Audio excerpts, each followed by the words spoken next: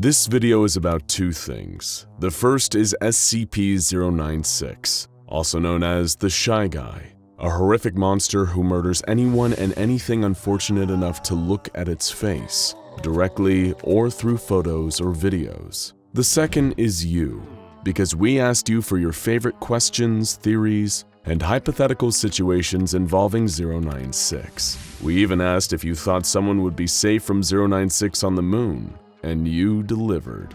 If you haven't watched our first video on the infamous Shy Guy, we recommend checking that out first, but feel free to stick around even if you haven't. First of all, let's take a look at the questions you had about the SCP Foundation's most dangerous introvert and see if we can't find some answers. How close would you have to be to trigger it? Like if it was 5 kilometers away, would it still count? The short answer is that 096's homicidal rage can be triggered from pretty much any distance. We'll get into some of the potentially crazy extents of this later on, but if you see the Shy Guy's face while you're sharing a dimension with him, you're in serious trouble. People who viewed the creature's face in different countries or even miles underwater have met gruesome ends. 5 kilometers would definitely not keep you safe. What were his origins and how strong is he compared to SCP-682? The origins of SCP-096 are still shrouded in mystery. All we know for sure is that he was discovered by the Foundation in a snowy mountainous region.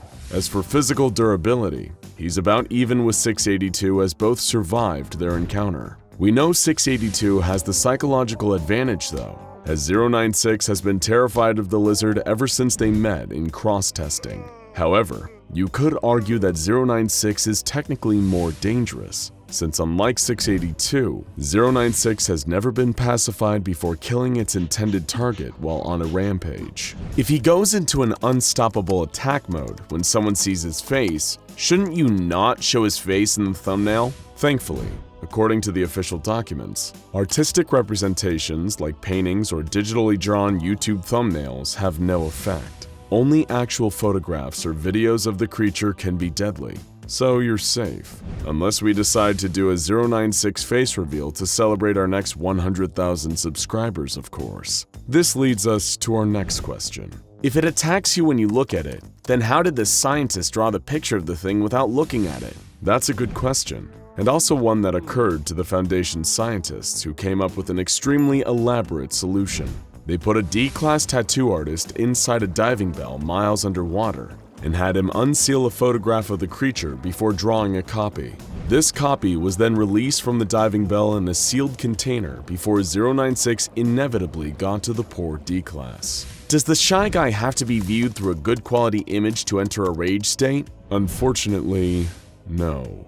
Even the most poorly rendered or minuscule image of 096's face is a death sentence. One of the most infamous incidents resulted from a man seeing a small dot that was only a few pixels wide in a photo from an old ski trip. The dot was 096, taken from a mile away. No true image of 096 is safe, regardless of size. In some canons, despite 096 being referred to as indestructible, the Foundation managed to terminate it after many attempts and even more bureaucracy. How did they do it? While a lot of 096's body has been blown away by conventional arms fire, its hyper-tough skeleton is what has given it such an indestructible reputation. In one tale though, Foundation researchers actually used this to their advantage and employed the use of the neck-snapping killer sculpture SCP-173. After using 173 to damage 096's bones, powerful acid was injected into the skeleton, destroying it from within. Though of course this isn't the official ending of the 096 story, because the SCP Foundation doesn't have a single unifying canon. That's enough questions. Now it's time for you to school us. Let's look at some of your favorite theories about the Shy Guy, starting with: I sometimes like to imagine that 096 is nice, but he can't control when someone sees him, and after he kills the person he starts to cry because he didn't want to kill them. There is actually some evidence to suggest that SCP-096 might not want to kill. A great example of this is its cross-test with SCP-978, a camera which reveals the deepest desires of whoever or whatever is in its photos. The photo it took of 096 showed that it had completely disappeared from the photo, showing its deepest desire was to just be invisible and unseen.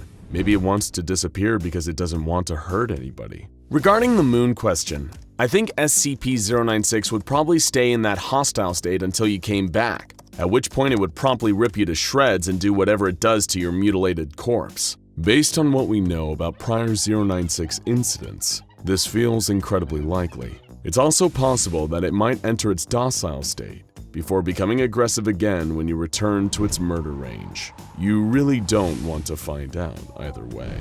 He can just jump to the moon easy. He does squats in containment all the time. While its scrawny physique doesn't make it seem like 096 understands the concept of exercise, there aren't any cameras in 096's cell, so technically we can't prove it isn't doing squats to pass the time in there. I really doubt a blind person would be safe from his effect, since 096 has the IQ of a newborn baby. I think he will count it as looking at him. This is an interesting theory. However, seeing as 096 is able to sense when people see its face from entire continents away, the way it knows if you can see its face might be a little more psychic in nature. Therefore, it's probable that it wouldn't mistakenly kill someone who hasn't actually seen its face, such as a person who is blind. To deal with him, in my opinion, simply freeze him, either in space or in the mountains. His body shuts down, and when looked at it will not react correctly. It is simply asleep. While we don't know how SCP-096 would react to a zero-G environment, for a creature that's always nude, it seems extremely tolerant to the cold. When it was first found, it was lurking in icy mountains, and a Foundation agent commented on the fact it wasn't even shivering, despite the incredibly low temperatures. But who knows if there's a temperature out there that's too low even for the Shy Guy. If someone looks at it in China and it's in the US, then you get on its back, you'll get a free piggyback ride to China. It's a free trip to China and all it costs is a human life. That's my theory. Technically, it'd be at the cost of 2 human lives, unless you wore a diving suit with plenty of oxygen. 096 has proven to be an extremely proficient swimmer, but you'd have to maintain your grip across the entire Pacific Ocean while it journeys to China. In other words, it's technically possible, but we here at SCP Explained would rather pay for the round-trip flight. To each their own, though. But that's enough theories for now. Let's move on to the main event. Hypotheticals. You pose some great possible scenarios involving SCP-096, so we're going to see if we can find the answers. What would happen if someone looked at a picture of it while in or before entering another SCP's pocket dimension or mirror dimension? There aren't any canon examples to prove either way, but if there's any kind of consistent entry point into this dimension, it's likely that 096 would find a way to follow you in. If not, it's very possible that it may just wait for you to eventually return before bringing the metaphorical hammer down on you. So technically, if you were pulled into the old man's pocket dimension and he closed the portal, you'd be safe from 096. But then you've got a whole other problem to deal with. What happens if a person sees his face then gets their memory of the creature wiped? Considering how good the Foundation seems to be at wiping people's memories and their access to amnestics, if this worked, they probably would have made it standard procedure by now, so it's unlikely. What happens if a person looked at it and that person then went on a plane? Or just staying in the air or space, what would it do? 096 has shown the ability to jump up and destroy low-flying aircraft. But otherwise, it's likely that the creature would probably run to a point directly below you and remain there until you touch back down. Since you'll need food and water at some point and aircrafts need fuel, you'd probably just be prolonging the inevitable. What if the young girl was around it, so it tried to attack her but died trying? This is another interesting possibility.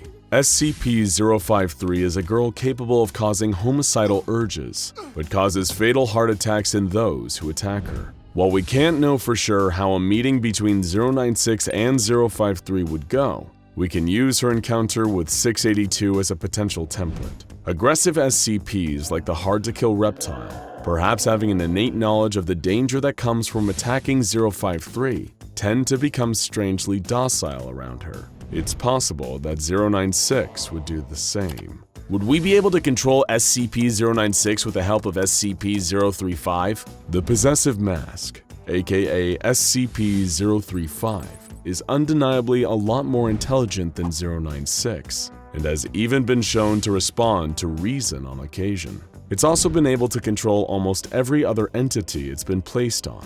The problem is, If the mask was placed on 096 and it was somehow effective, the result may be even more dangerous than 096, an intelligent monster with an indestructible and highly dangerous body. There's no telling whether 035 would slowly break down 096 into sludge the way it does to humans, in which case we would be left with an immortal 096-035 combo. So maybe it's best that we never find out. If someone were to be in the infinite IKEA and looked at a picture of its face, could it finally be contained? And if someone else looked at a picture of it outside of the infinite IKEA, could it escape and kill them? If so, how long would it take it? This is a great question. And while the infinite IKEA is a terrifying maze, SCP-096 has an advantage here that we don't. Not only can it rip through anything in the way with its super strength, it has an innate sense of where its victim is. Therefore, regardless of whether you're inside or out, SCP-096 will still come straight to you to exact your horrible fate. But at least you can enjoy the meatballs while you wait, right?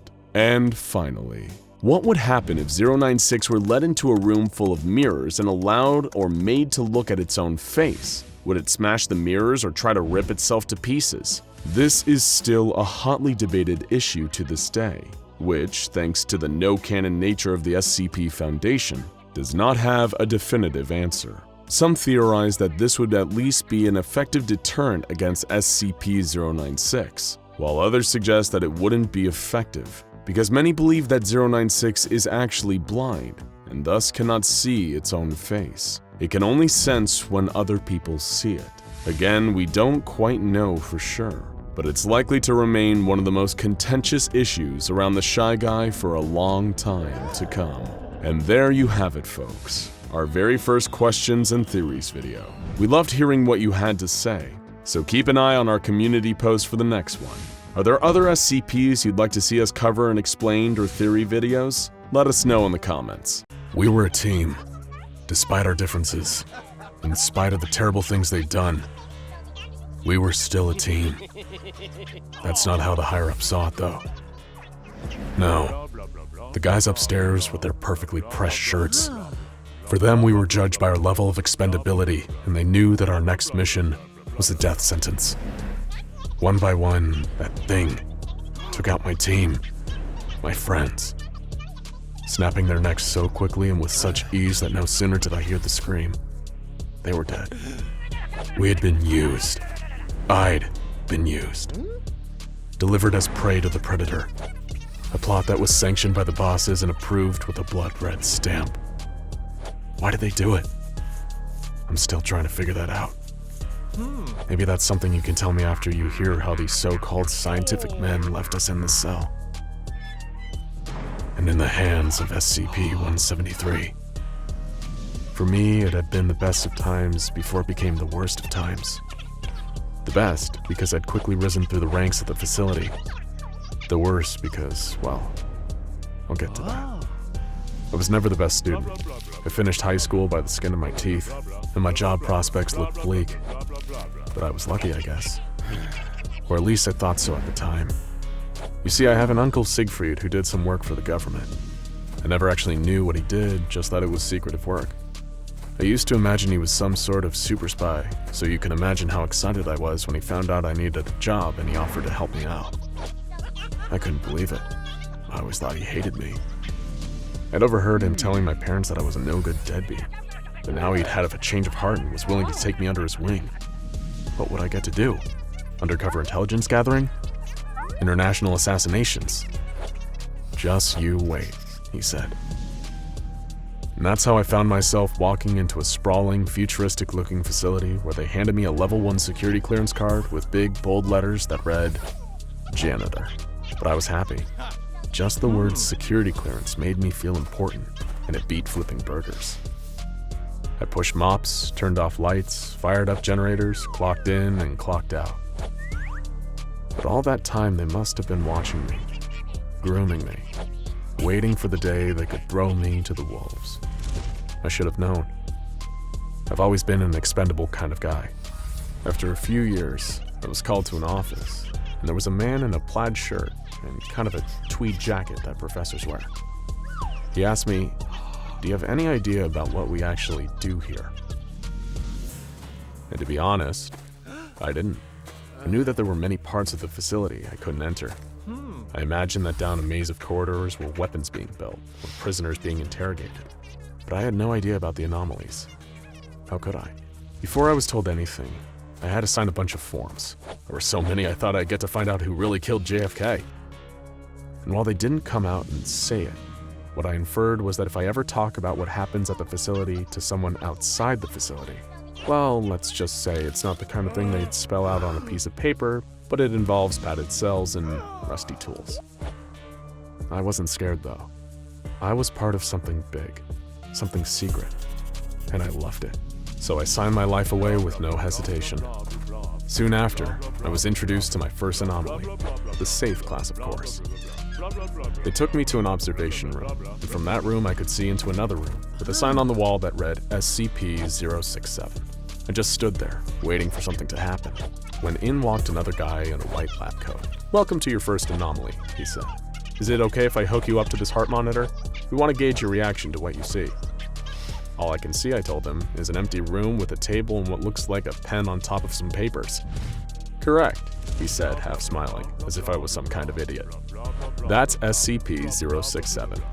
I thought about telling him that if I needed years of training before I could see a pen, that I probably should have taken that fast food job. Could have been a shift manager by now. Then they brought a young chimpanzee into the room, small enough to be harmless. One of the guys forced a pen into the scared chimp's hand and something strange happened. It started scribbling.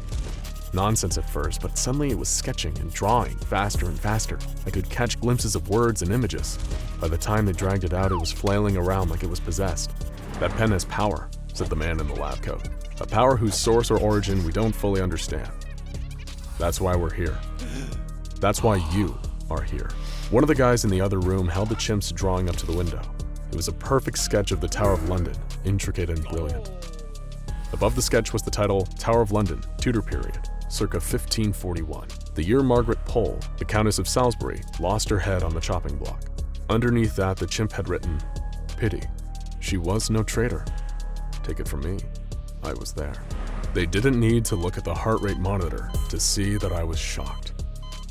That was far from the only anomaly I'd come into contact with, and I must have been doing something right, because in time I went from level 1 to 2 to level 3 security clearance, and that's when they made me a containment specialist.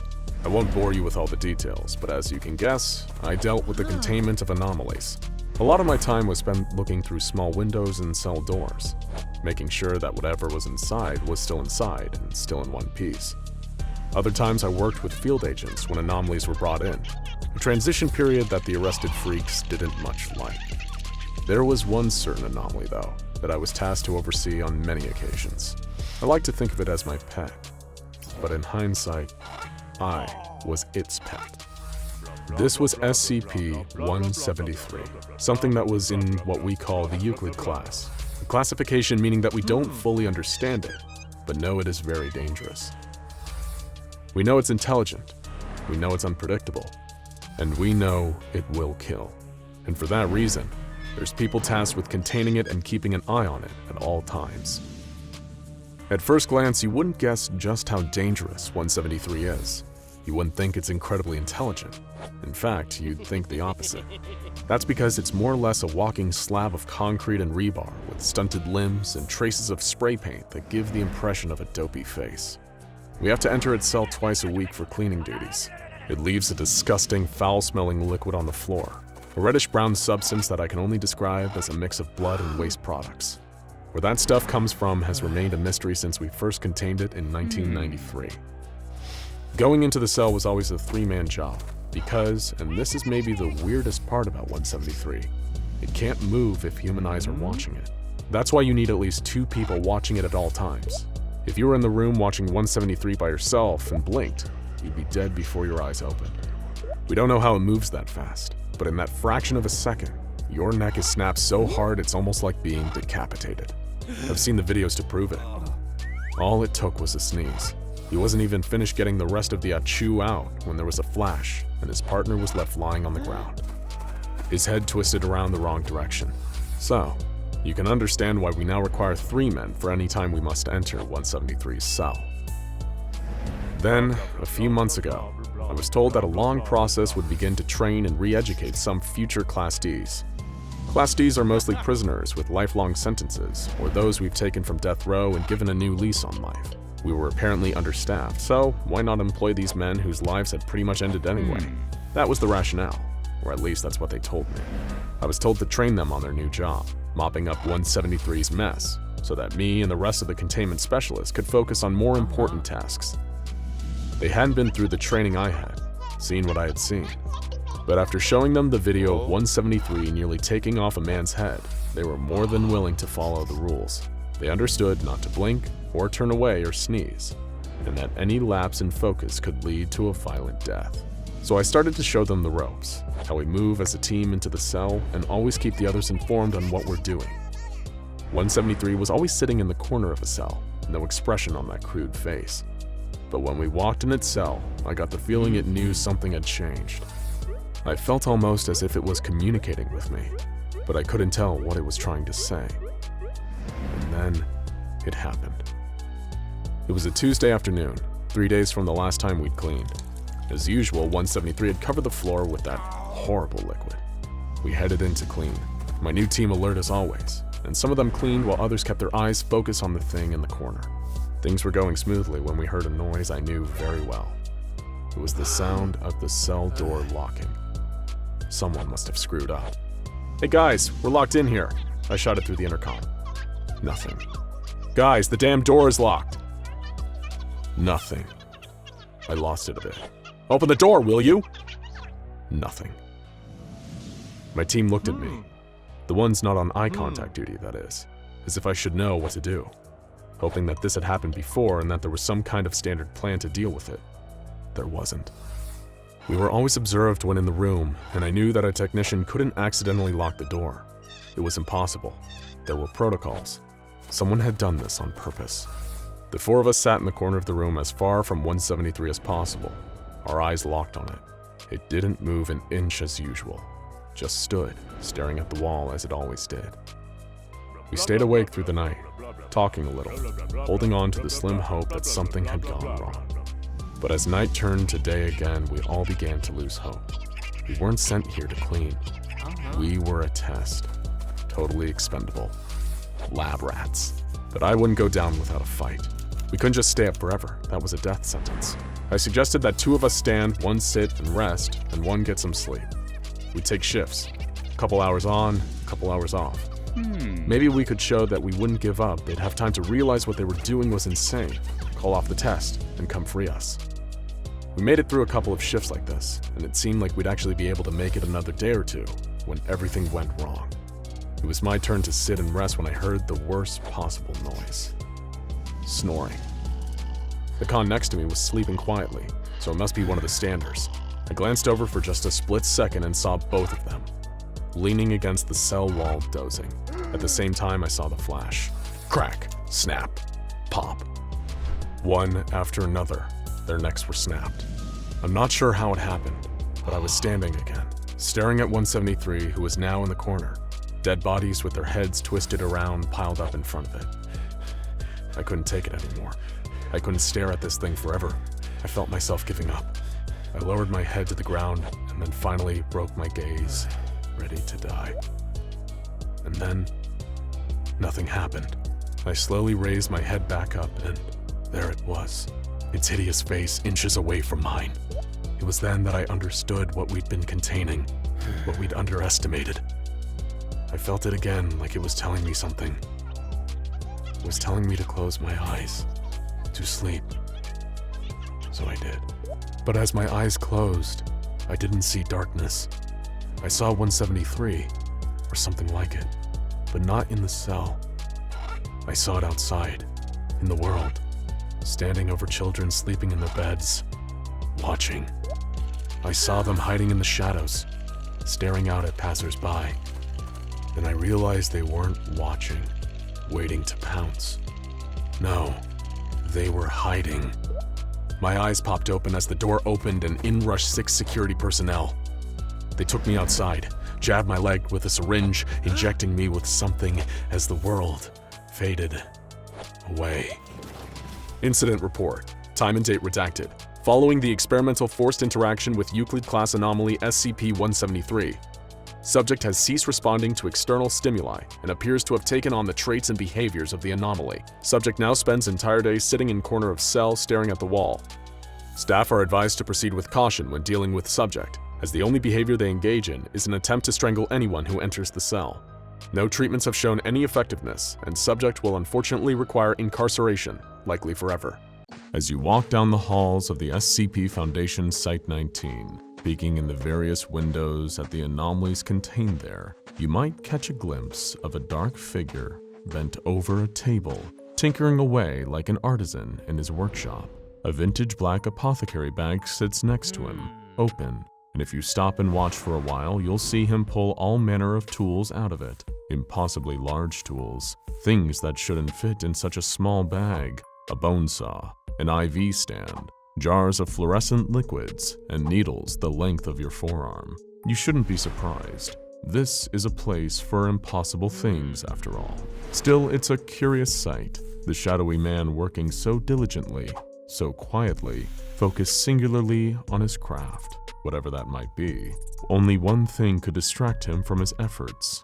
You. He feels your gaze on him, and he looks up, dark eyes glittering from behind a beaked ceramic mask. He reminds you of an illustration you once saw in a book about the Black Death, the gear the plague doctors wore while treating patients on their deathbeds. Hello. He greets you in a friendly, heavily accented voice. His eyes crinkle beneath the mask, and if you could see his mouth, you know he'd be smiling. How are you today, dear fellow? Are you feeling quite well? He takes a step toward the window, stretching out one gloved hand, and you suddenly realize that you can't see where the mask ends and his skin begins. It's not a mask, but a part of his face. This is no ordinary man. Do you require help? I can examine you, he offers, palm pressed flat against the glass. A chill runs up your spine, and you realize that you should definitely not take him up on his offer. No matter how friendly he seems, how good his intentions may be, you wouldn't want to let the plague doctor treat you.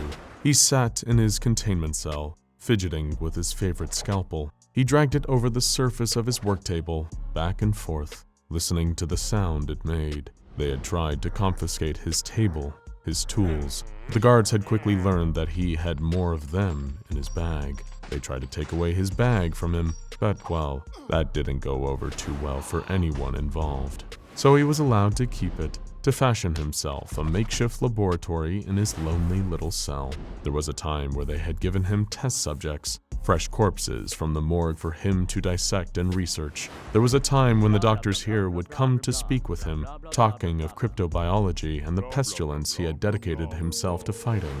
Those days were long gone. He had hidden away pieces of the corpses, tissue samples in jars of formaldehyde he could pull out when the monotony became too much. But the days of fresh materials, of enlightened discourse with other men and women of science, were over. How he missed those days. The chance to work with others as he once had.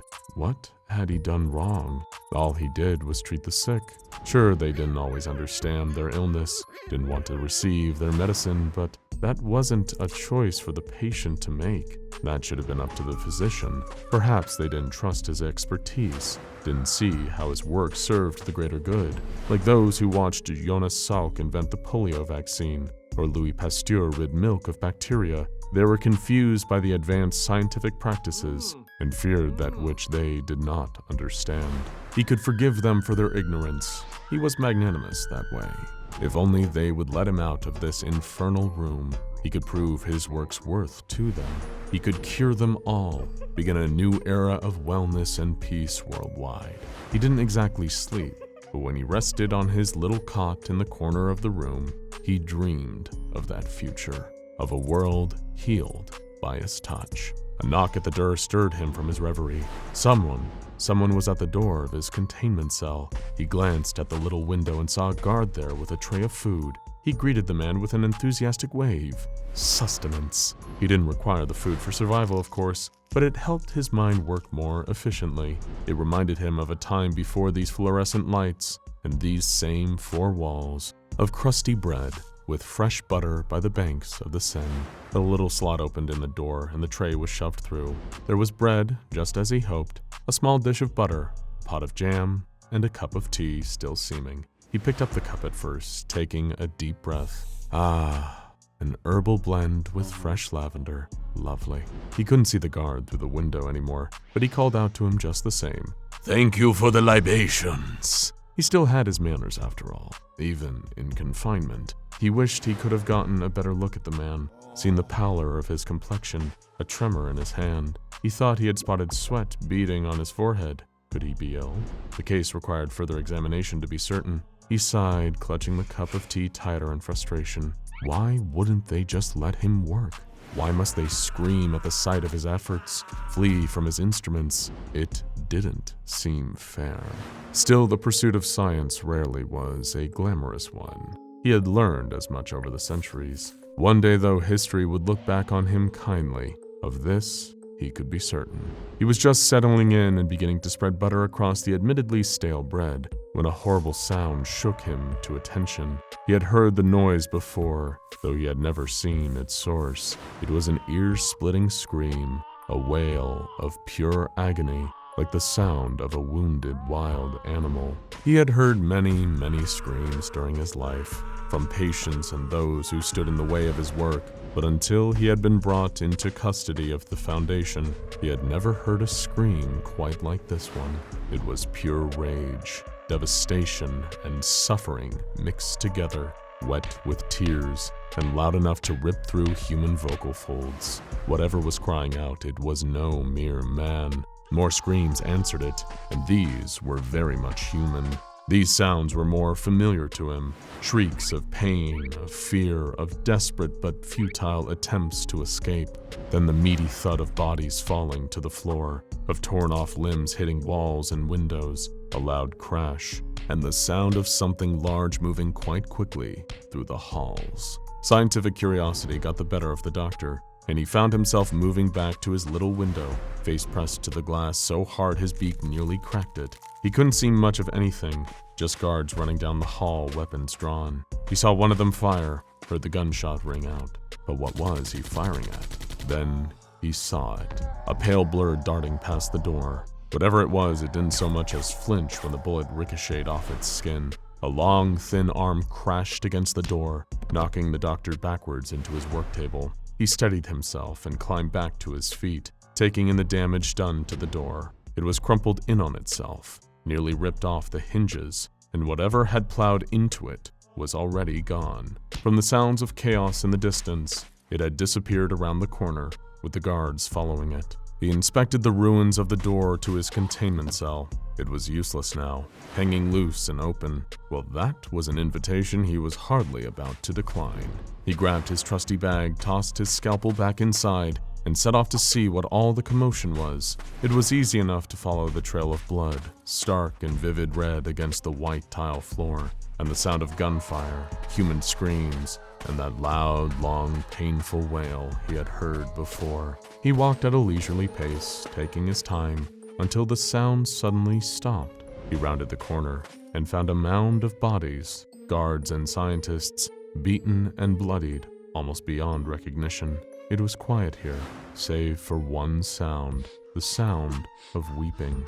There in the corner, huddled over with its face to the wall, was a pale, thin figure, its shoulders heaving with the force of its sobs. This poor soul was clearly in great distress. It was a peculiar sight, hairless and white, distended arms wrapped around itself as it cried. "Excuse me," the doctor cried out to the pitiful creature. "Are you all right?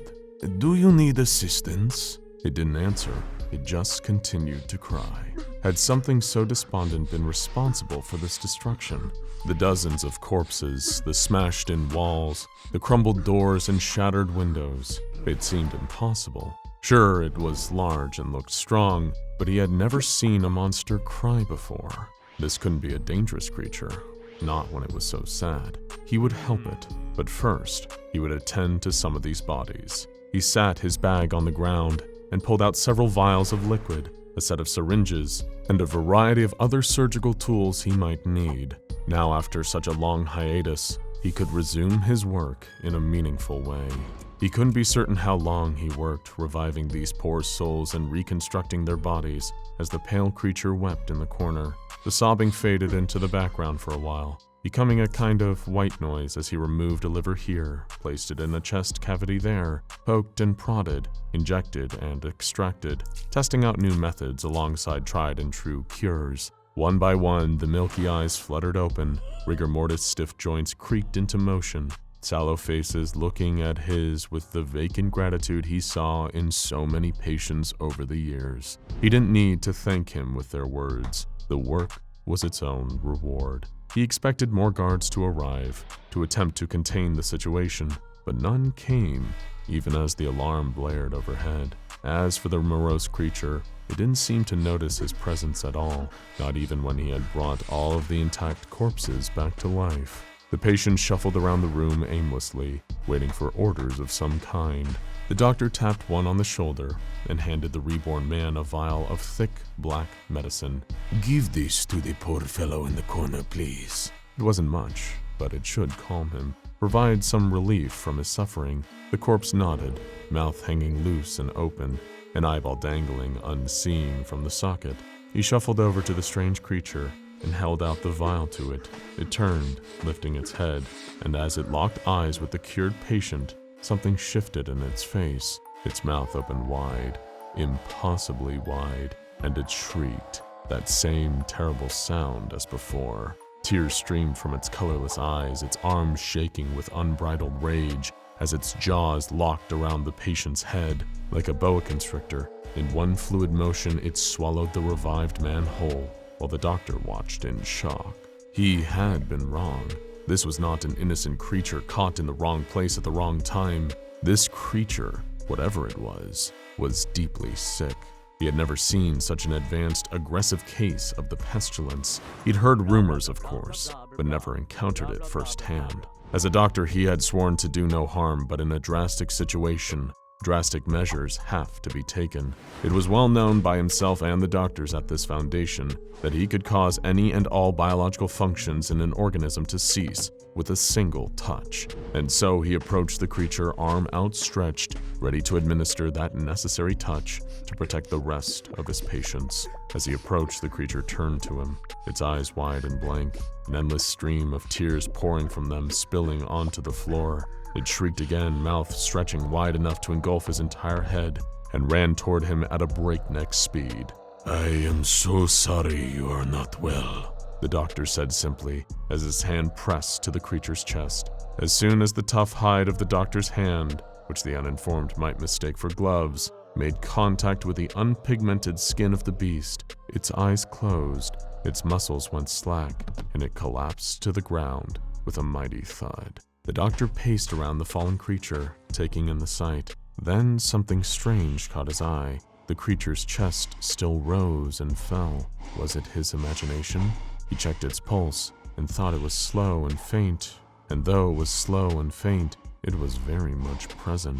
The creature was still alive. It had merely been rendered unconscious by his touch, rather than completely deceased. "Curious, very curious indeed," he muttered. Perhaps there were comorbidities present, other infections aside from the pestilence, which rendered the creature unnaturally strong, resilient to the usual courses of treatment. What would cause these abilities? This intense aggression?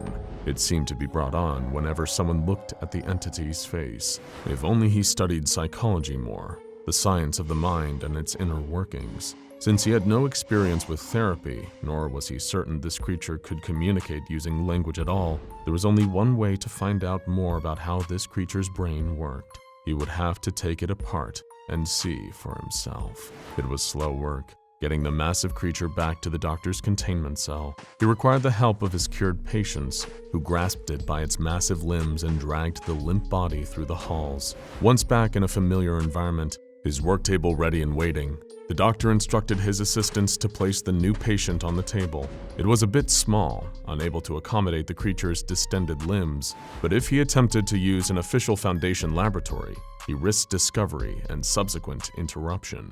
So it would have to suffice. First, he set up an IV stand, filled with a vivid green liquid. It was easy to find a vein. The creature's skin was nearly translucent. Now that he could be certain the creature would not wake during surgery, he could make the first incision. Scalpel. He held out a hand and his favorite surgical blade was placed in it by one of the helpful patients. Thank you.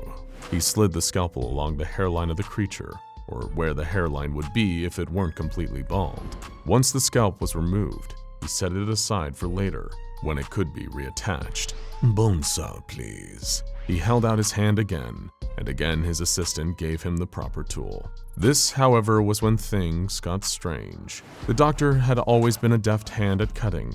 He'd once even received tutelage from the great Robert Liston, but no matter how hard he tried to saw, it never left a scratch on the creature's skeleton. Naturally, this was somewhat frustrating. He wanted to study the creature's brain tissue, to get a sense for what was going up there neurologically, and he couldn't do that if it was impossible to saw off the creature's cranial cap. He blunted 2 of his favorite saws while trying. Thankfully, there was still a solution to access the beast's gray matter, a little trick he'd learned while studying the funerary practices of the ancient Egyptians. He produced a long curved hook from his bag and inserted it up the creature's nasal passage. With some fine maneuvering, he eventually managed to remove the brain. It was such a terrible shame that he needed to do it piece by piece via the nasal passage, but one makes do. All that was left was to sew the skin of the creature's head back into place. He was mid-stitch when a voice interrupted his careful work, nearly making him drop the needle. Hey, what are you doing? He looked up to find a guard, aiming a gun at his face. Excuse me, I am in surgery at the moment. Please do not interrupt. He admonished the guard, but the man did not listen or lower his weapon. In fact, he shouted something into the radio, code words the doctor didn't recognize. Then he fired a bullet into the skull of the patient standing at his side. How dare you? The doctor cried, readying himself to confront the guard, but it was too late. Dozens of other guards were swarming the room and neutralizing his assistants. Some in hazmat suits grabbed his arms and pulled him away from the creature on the operating table, no matter how hard he fought or how loudly he protested. Then something incredible happened, something wonderful. The creature opened its eyes and sat up. It looked directly at the guard closest to it, and the two saw one another's faces. The guard tensed, preparing for the worst, but nothing came. The creature simply stared, placid and quiet. No screaming, no tearing at flesh, no mouth opening wider and wider to swallow the man whole. I did it! The doctor shouted, overcome with elation. I've cured you! Now begins the rest of your happy life. He watched as the guards led the shockingly calm creature away, back to its containment cell. The doctor's door was repaired, and he was returned to his state of captivity, but he never forgot the patient he helped that day, and how marvelous it felt to do such a good deed. Meanwhile, SCP-096's brain regrew within the hour, and caused another massive containment breach, murdering a variety of researchers and guards. But the staff agreed not to tell SCP-049 about any of this. Better to just let him have this one. He really seemed like he needed a win. A tangled mass of yarn and ribbon sounds more like what you'd find in the back room of a craft store or a forgotten closet than a mysterious creature worthy of investigation. And yet that's exactly what SCP-066 appeared to be, or at least it did at first glance. But the SCP Foundation doesn't contain and study just anything, and there was, and still is, something incredibly strange just below the surface of SCP-066, also known as Eric's Toy. At first, Eric's Toy seemed to be completely harmless and even helpful, a knot of string that produced strange but harmless items and effects. But the Foundation soon discovered a dark side to SCP-066. While it may be referred to as a toy, this is no mere plaything. SCP-066 weighs only about 1 kilogram and appears to be a braided bunch of yarn and ribbon. Though there is no apparent musical capability within the strands of yarn and ribbon themselves, music can be produced by moving individual strands one at a time. When it was first being studied, this SCP was composed of multicolored strings and ribbons, but it has since undergone a transformation and now presents an appearance somewhat different from its initial description. The strands of yarn and ribbon can be used to play the notes of a diatonic scale, C, D, E, F, G, A, B, though the research has not been able to determine just how SCP-066 produces music, or any sound at all. SCP-066 was thought to be completely benign at first and was classified as safe, but following an incident known as Incident 066-2, its classification was adjusted to a subcategory of Euclid, Euclid Impetus. Euclid is a classification given to SCPs that are more difficult to contain than those classified as safe. Impetus in Latin means attack, and specifies that SCP-066 is not only Euclid class, but on the more aggressive side.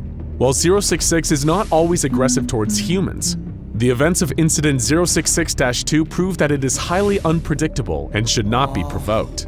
Like many SCPs, it proved that underestimating its capabilities can be a dangerous mistake.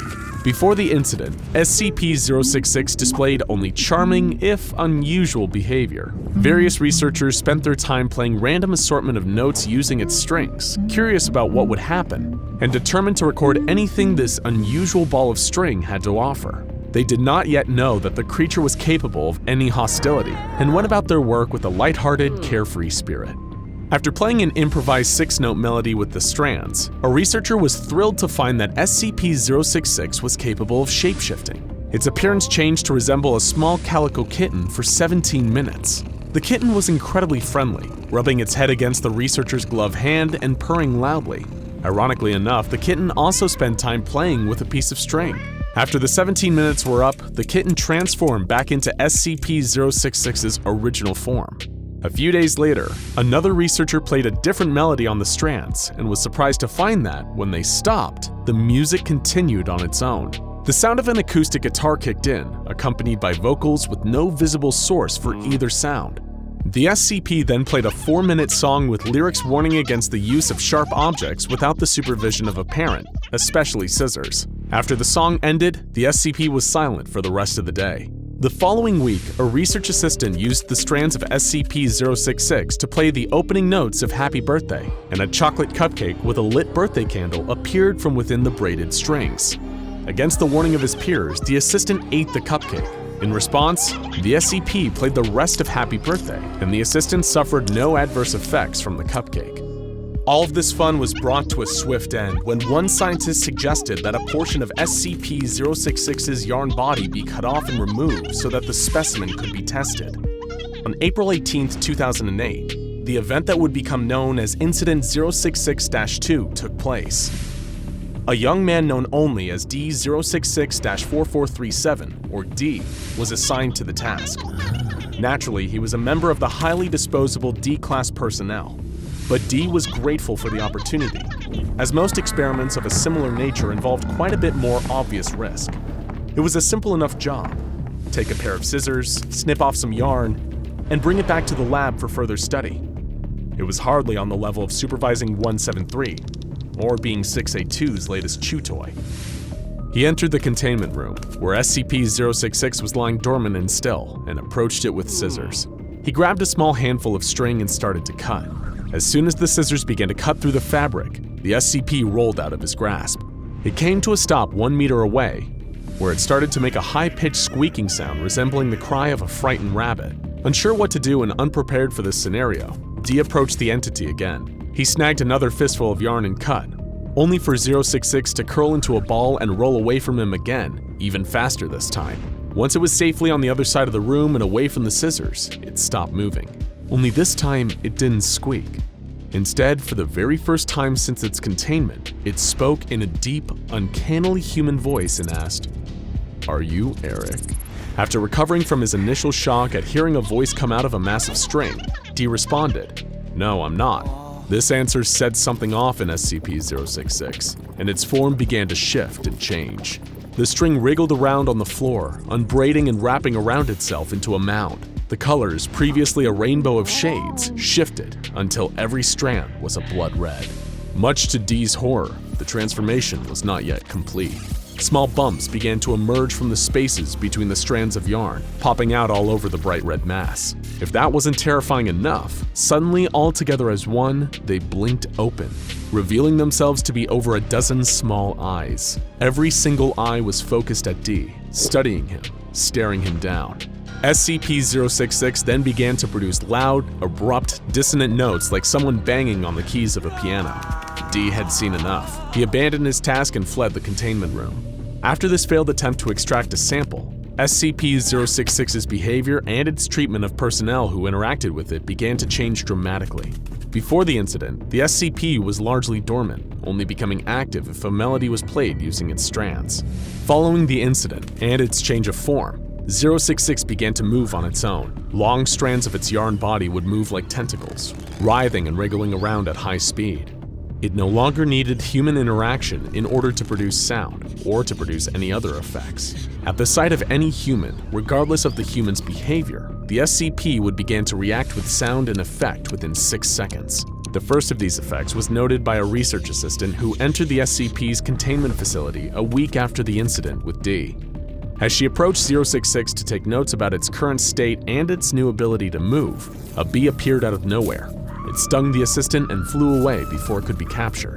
Weeks later, a team of 11 personnel were monitoring the SCP when it suddenly burst into a rendition of Beethoven's Second Symphony. It produced this music at a volume of over 140 decibels, permanently deafening 3 of the personnel and causing permanent hearing damage in the other 8. It was theorized that the SCP did this as an act of retribution for its perceived mistreatment. These personnel refused to work with SCP-066 again. When a new team was assigned to monitor the entity, everything seemed to be going well at first. It was moving around, flailing its tentacles of yarn at nothing in particular, and staring at the personnel with its many eyes, but otherwise was on its best behavior. Then, suddenly, every light in the room went dark, and there was a complete loss of visibility. The lights were unable to be turned on for 5 hours, and any attempt at an alternate light source, such as a flashlight, was unsuccessful. It was as if the darkness in the room swallowed any and all light right up. It was similar to the oppressive darkness within SCP-087, or the unlimited black of SCP-3001's Shadow Dimension. The personnel in the room later reported hearing the sound of loud, labored breathing just behind their shoulders, though when they searched for a source of the sound, they could find nothing. There had been no recent anomalies reported, or any additional hostile behavior. Instead, whenever it sees a new human, SCP-066 repeats the name Eric again and again in the same deep voice. Who is Eric? No one at the facility knows, or if they do, they have not reported it to any official channels. It is possible that the SCP was once owned by someone named Eric, and perhaps, given the circumstances under which SCP-066 first said the name, Eric attempted to cut the threads of the entity while it was in his care. Unfortunately, there are no official records of how SCP-066 was discovered, or why it was brought to the Foundation in the first place. Its origins remain murky and as mysterious as everything else about it. All that is known is that, whoever Eric is, SCP-066 is determined to find him. Once the SCP's class was changed from safe to Euclid, its containment procedures had to be adjusted. While it was previously kept in a simple room, it is now contained in a tungsten carbide box at its site's high-value item storage facility. Once a month, the box is inspected for damage to its interior, due to the SCP's tendency to use its appendages to wear down the walls of the box over time. If there is any damage, SCP-066 is to be moved to a new box using a robotic arm that performs this transfer in less than 3 seconds. The Foundation has attempted to place recording devices in the box with the entity in order to monitor its behavior when there are no humans present. But the SCP destroys every recording device placed inside of its containment box, and any attempts to record its behavior when it is not being observed by humans have been unsuccessful. Whatever it's doing when there is no one around, it wants to keep a secret. On the surface, SCP-066 is one of the less frightening finds contained within the walls of the SCP Foundation. It does not have claws or teeth or the ability to cause mass deaths, but it has incredible, unpredictable capabilities and seems very capable of holding a grudge. There is so much that is unknown about it, from its origins to its form to its ability to manifest matter from nothing. And there is something deeply unsettling about this SCP's unpredictable behavior and increased hostility towards being observed. We do not know what it has done, and we do not know what it will do next. All we can do is wonder. As we ponder the nature of SCP-066, it does nothing but sit, staring with unblinking eyes, waiting for Eric to come back. Not all heroes wear capes. Some of them wear Pokemon t-shirts and a baseball cap.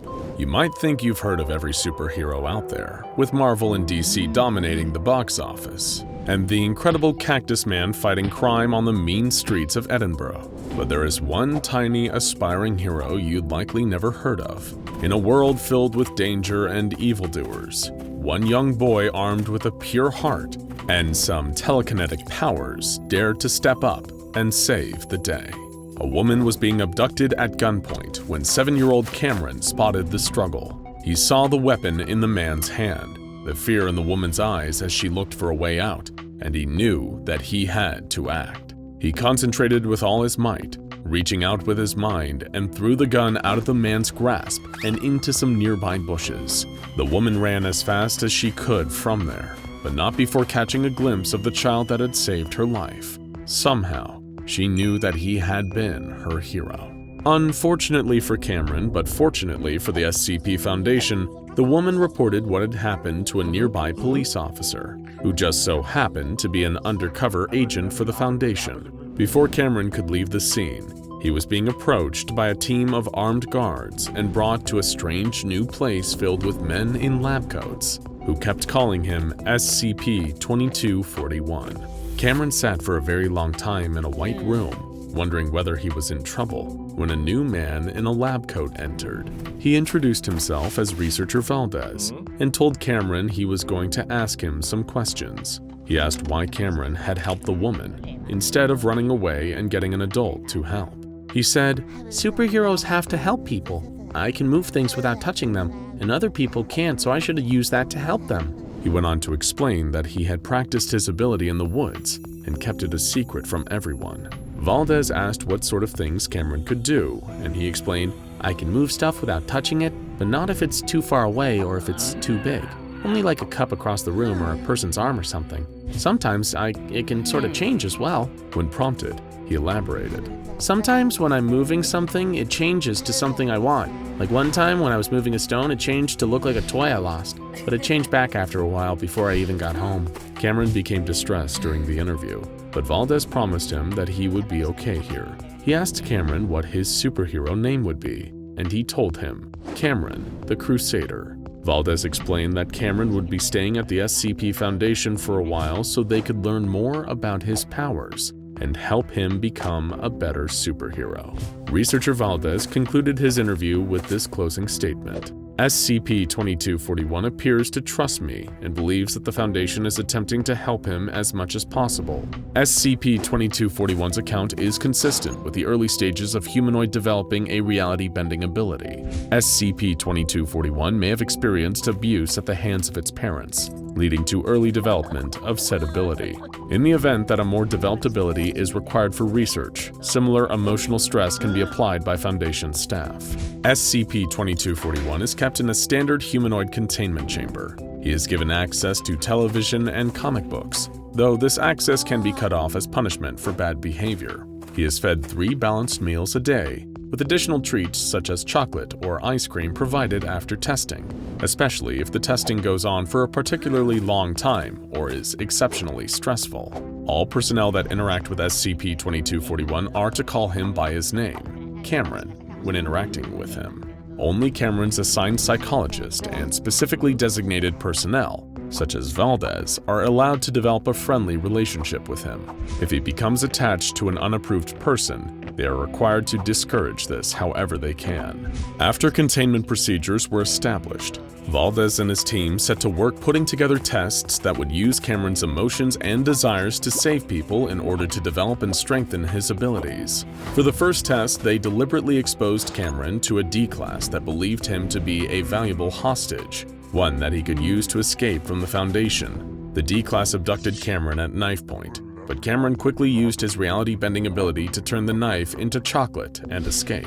The knife remained chocolate and did not turn back to metal, indicating his powers had grown stronger. Details of events that followed this test have been redacted from the official file, but a note from a member of the Overwatch Council provides a peek into what might have happened. SCP-2241 has stated that it intends to grow stronger to stop more people from dying, and this will help both it and us in this aim.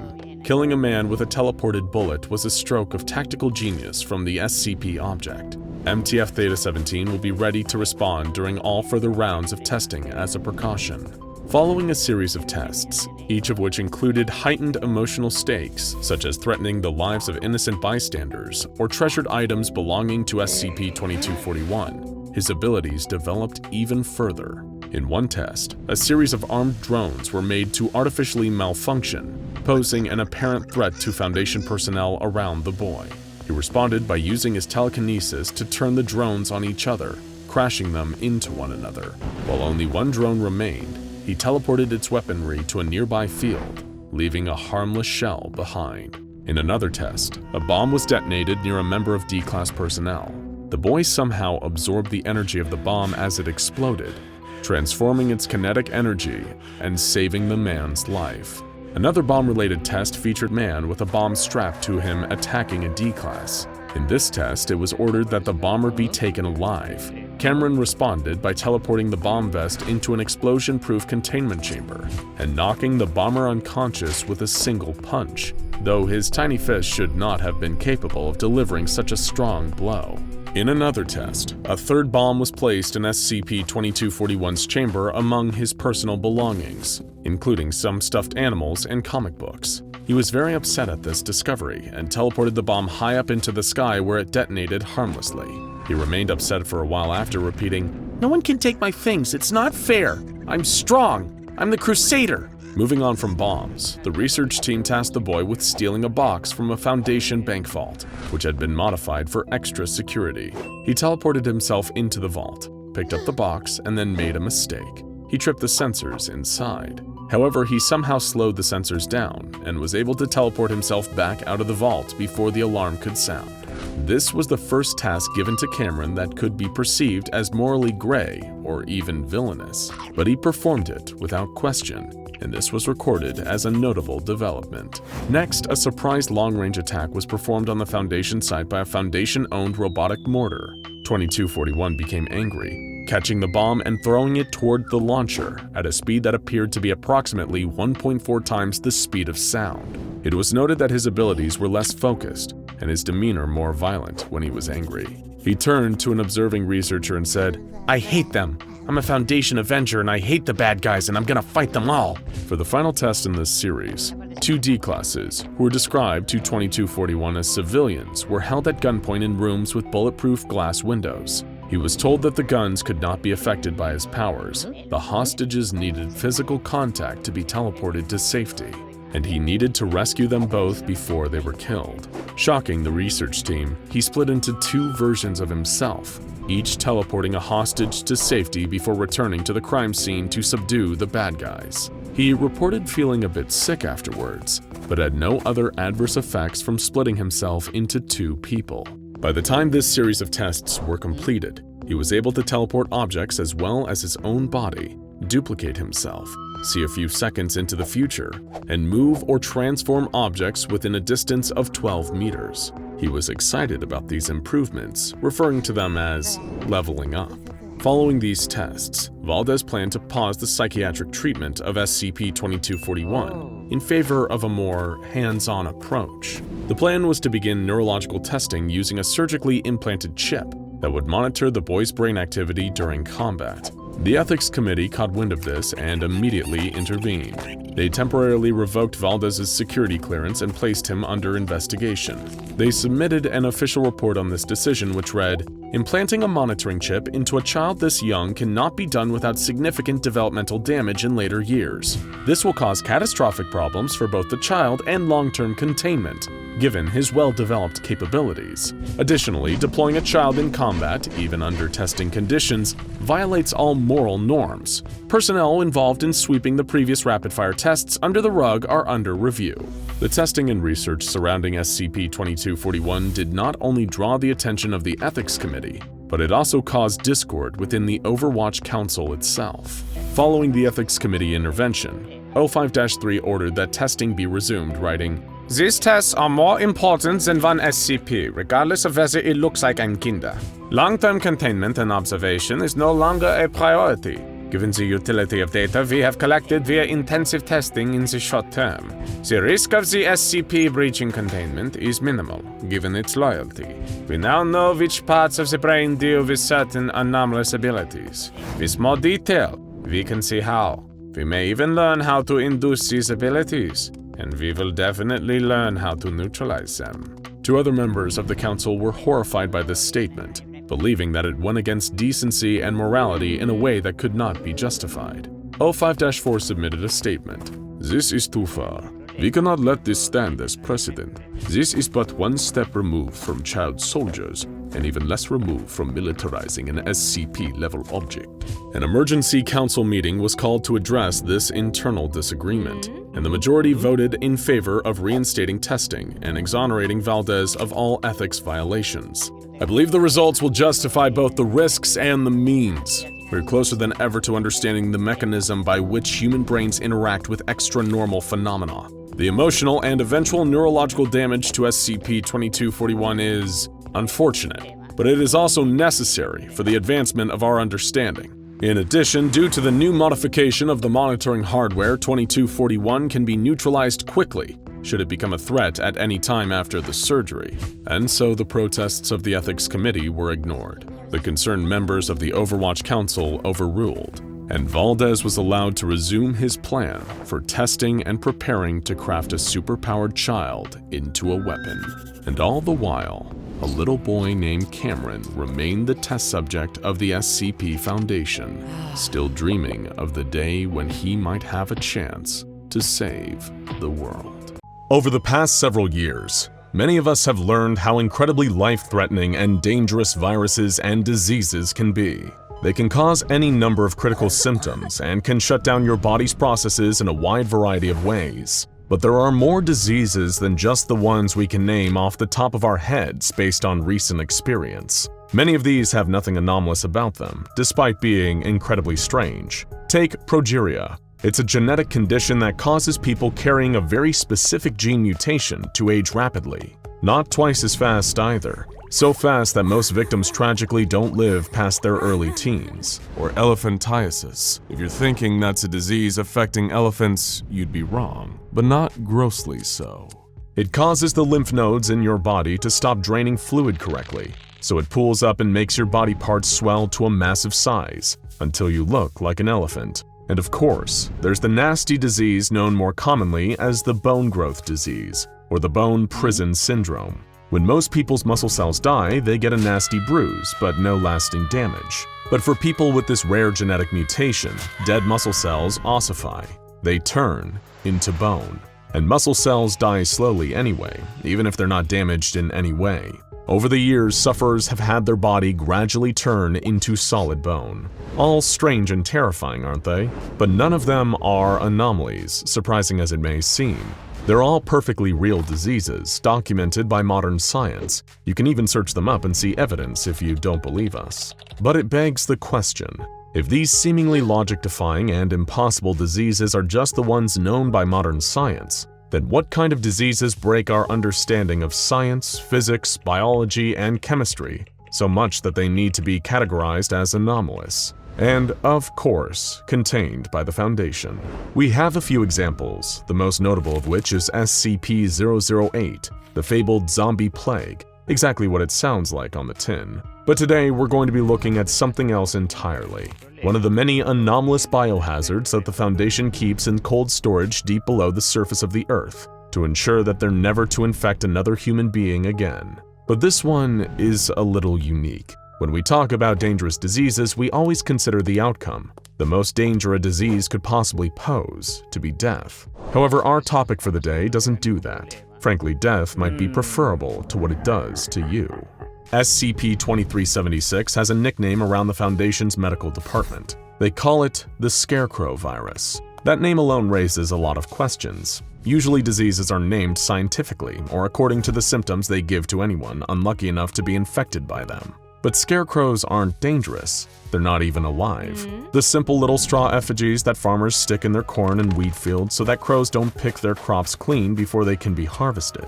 What do scarecrows have to do with a biological threat that the Foundation has decided is dangerous and anomalous enough that it must be contained? At least the wider world learn about it. Well, I suppose the only way to find out is by reading its documentation, which is honestly quite sparse. It's not the massive multi-page Goliaths that many entries can turn into. It's short, it's simple, and perhaps it's better that way. This is one of those cases where the more details you get, the more disturbing the anomaly is. But let's get into it. SCP-2376's object class is Euclid, which is at least a good first sign. It means that it's not too hard to contain, which in the context of a disease means that it's not amazingly communicative or contagious. That's good, all things considered.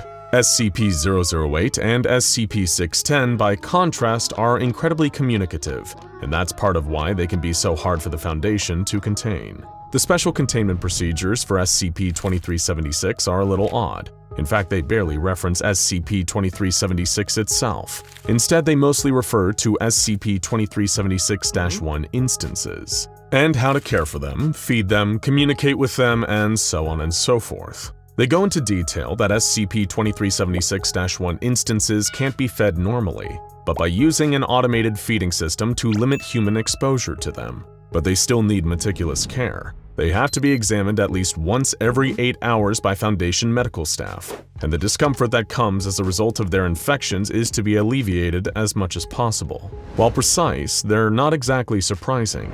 We know it's a disease, so it makes sense that these SCP-2376-1 instances are the victims of the disease, and as they're severely ill, they need to be fed and examined without making their condition, whatever it is, even worse or spreading it to staff. But they go on, and they get stranger.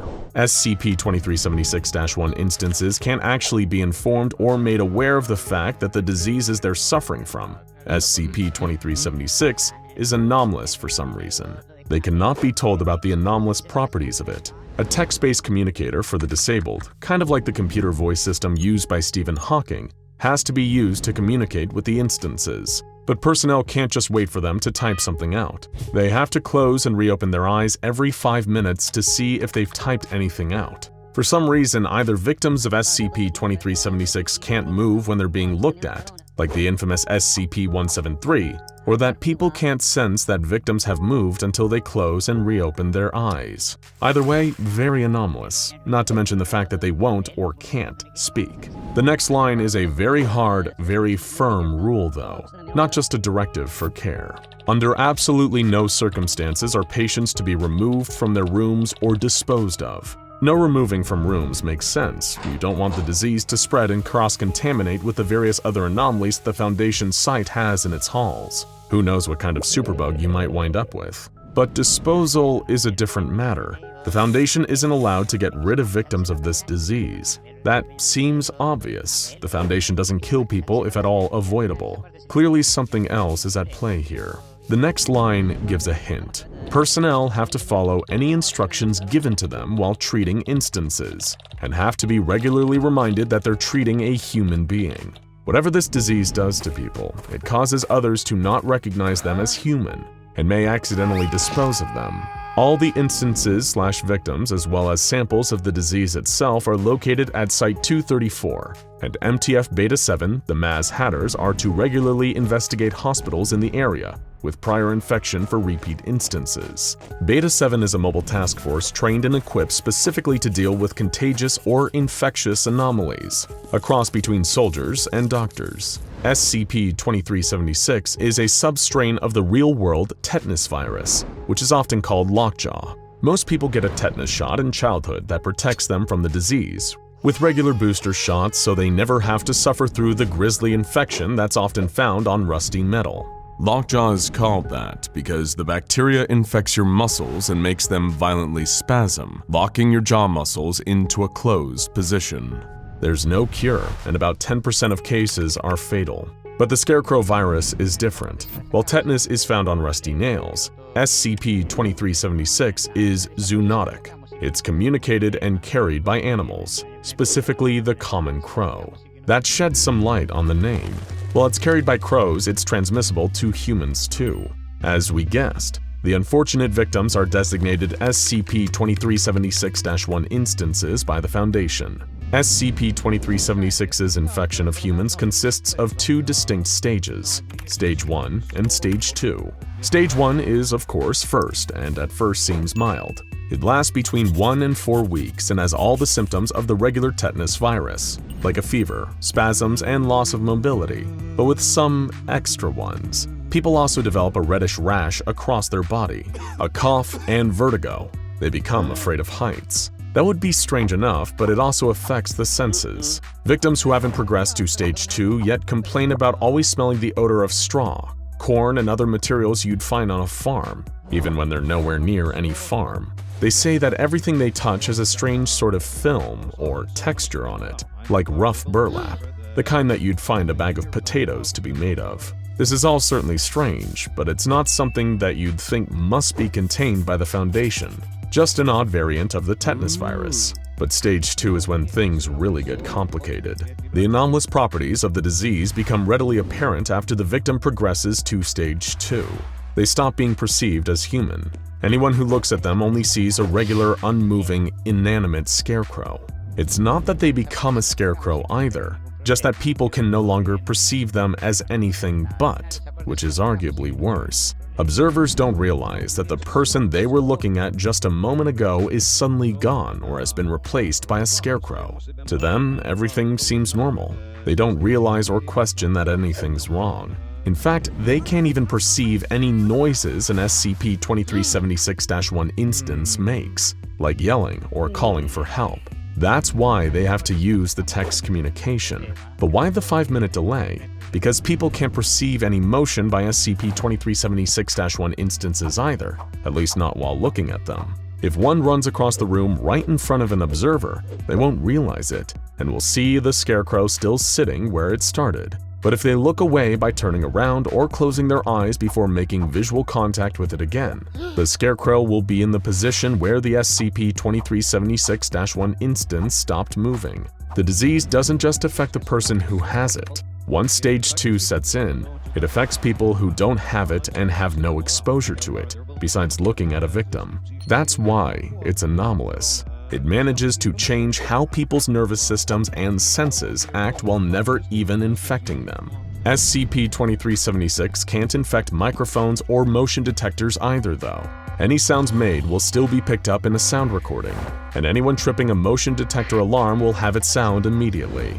That makes containment a little easier, now that the Foundation can depend on at least physics and sound. But then you'd think a picture or photograph of an SCP-2376-1 instance would look like a normal person, right? Albeit bedridden with a rash and spasming, but a human being.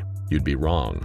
And same about videos. Visual media just renders the victims as what they appear to the naked eye, a regular, harmless scarecrow. There is one way to stop the effect that SCP-2376 has on perceiving its victims, but it's not pretty. When a victim dies of the infection, they can be perceived as a human again, though of course by then it is far too late. Thankfully, being infected by SCP-2376 isn't a death sentence. The parts and symptoms of the disease are shared with regular tetanus, can be alleviated with the same treatments and remedies, though they can't be fully cured. And even if all the other symptoms go away, the largest and most anomalous aspect, the effect on others' perceptions, stays. As of testing so far, there's no way to get rid of that aspect of the disease, except, of course, death. And the Foundation has performed extensive testing with samples of SCP-2376. Murine models, they infected lab rats with the disease to see if the reaction was the same as humans and how it compared to lab rats with tetanus.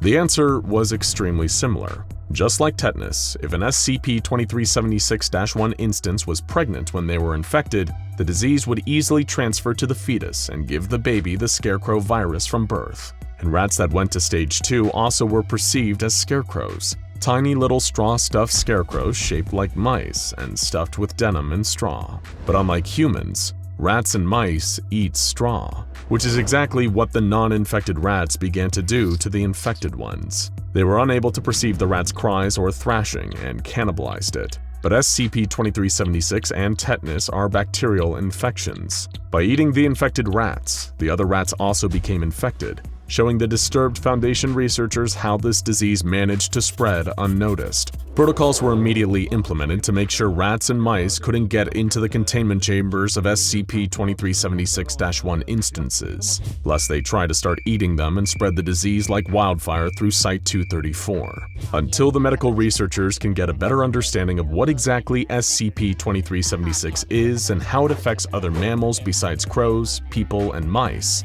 testing is ordered to continue.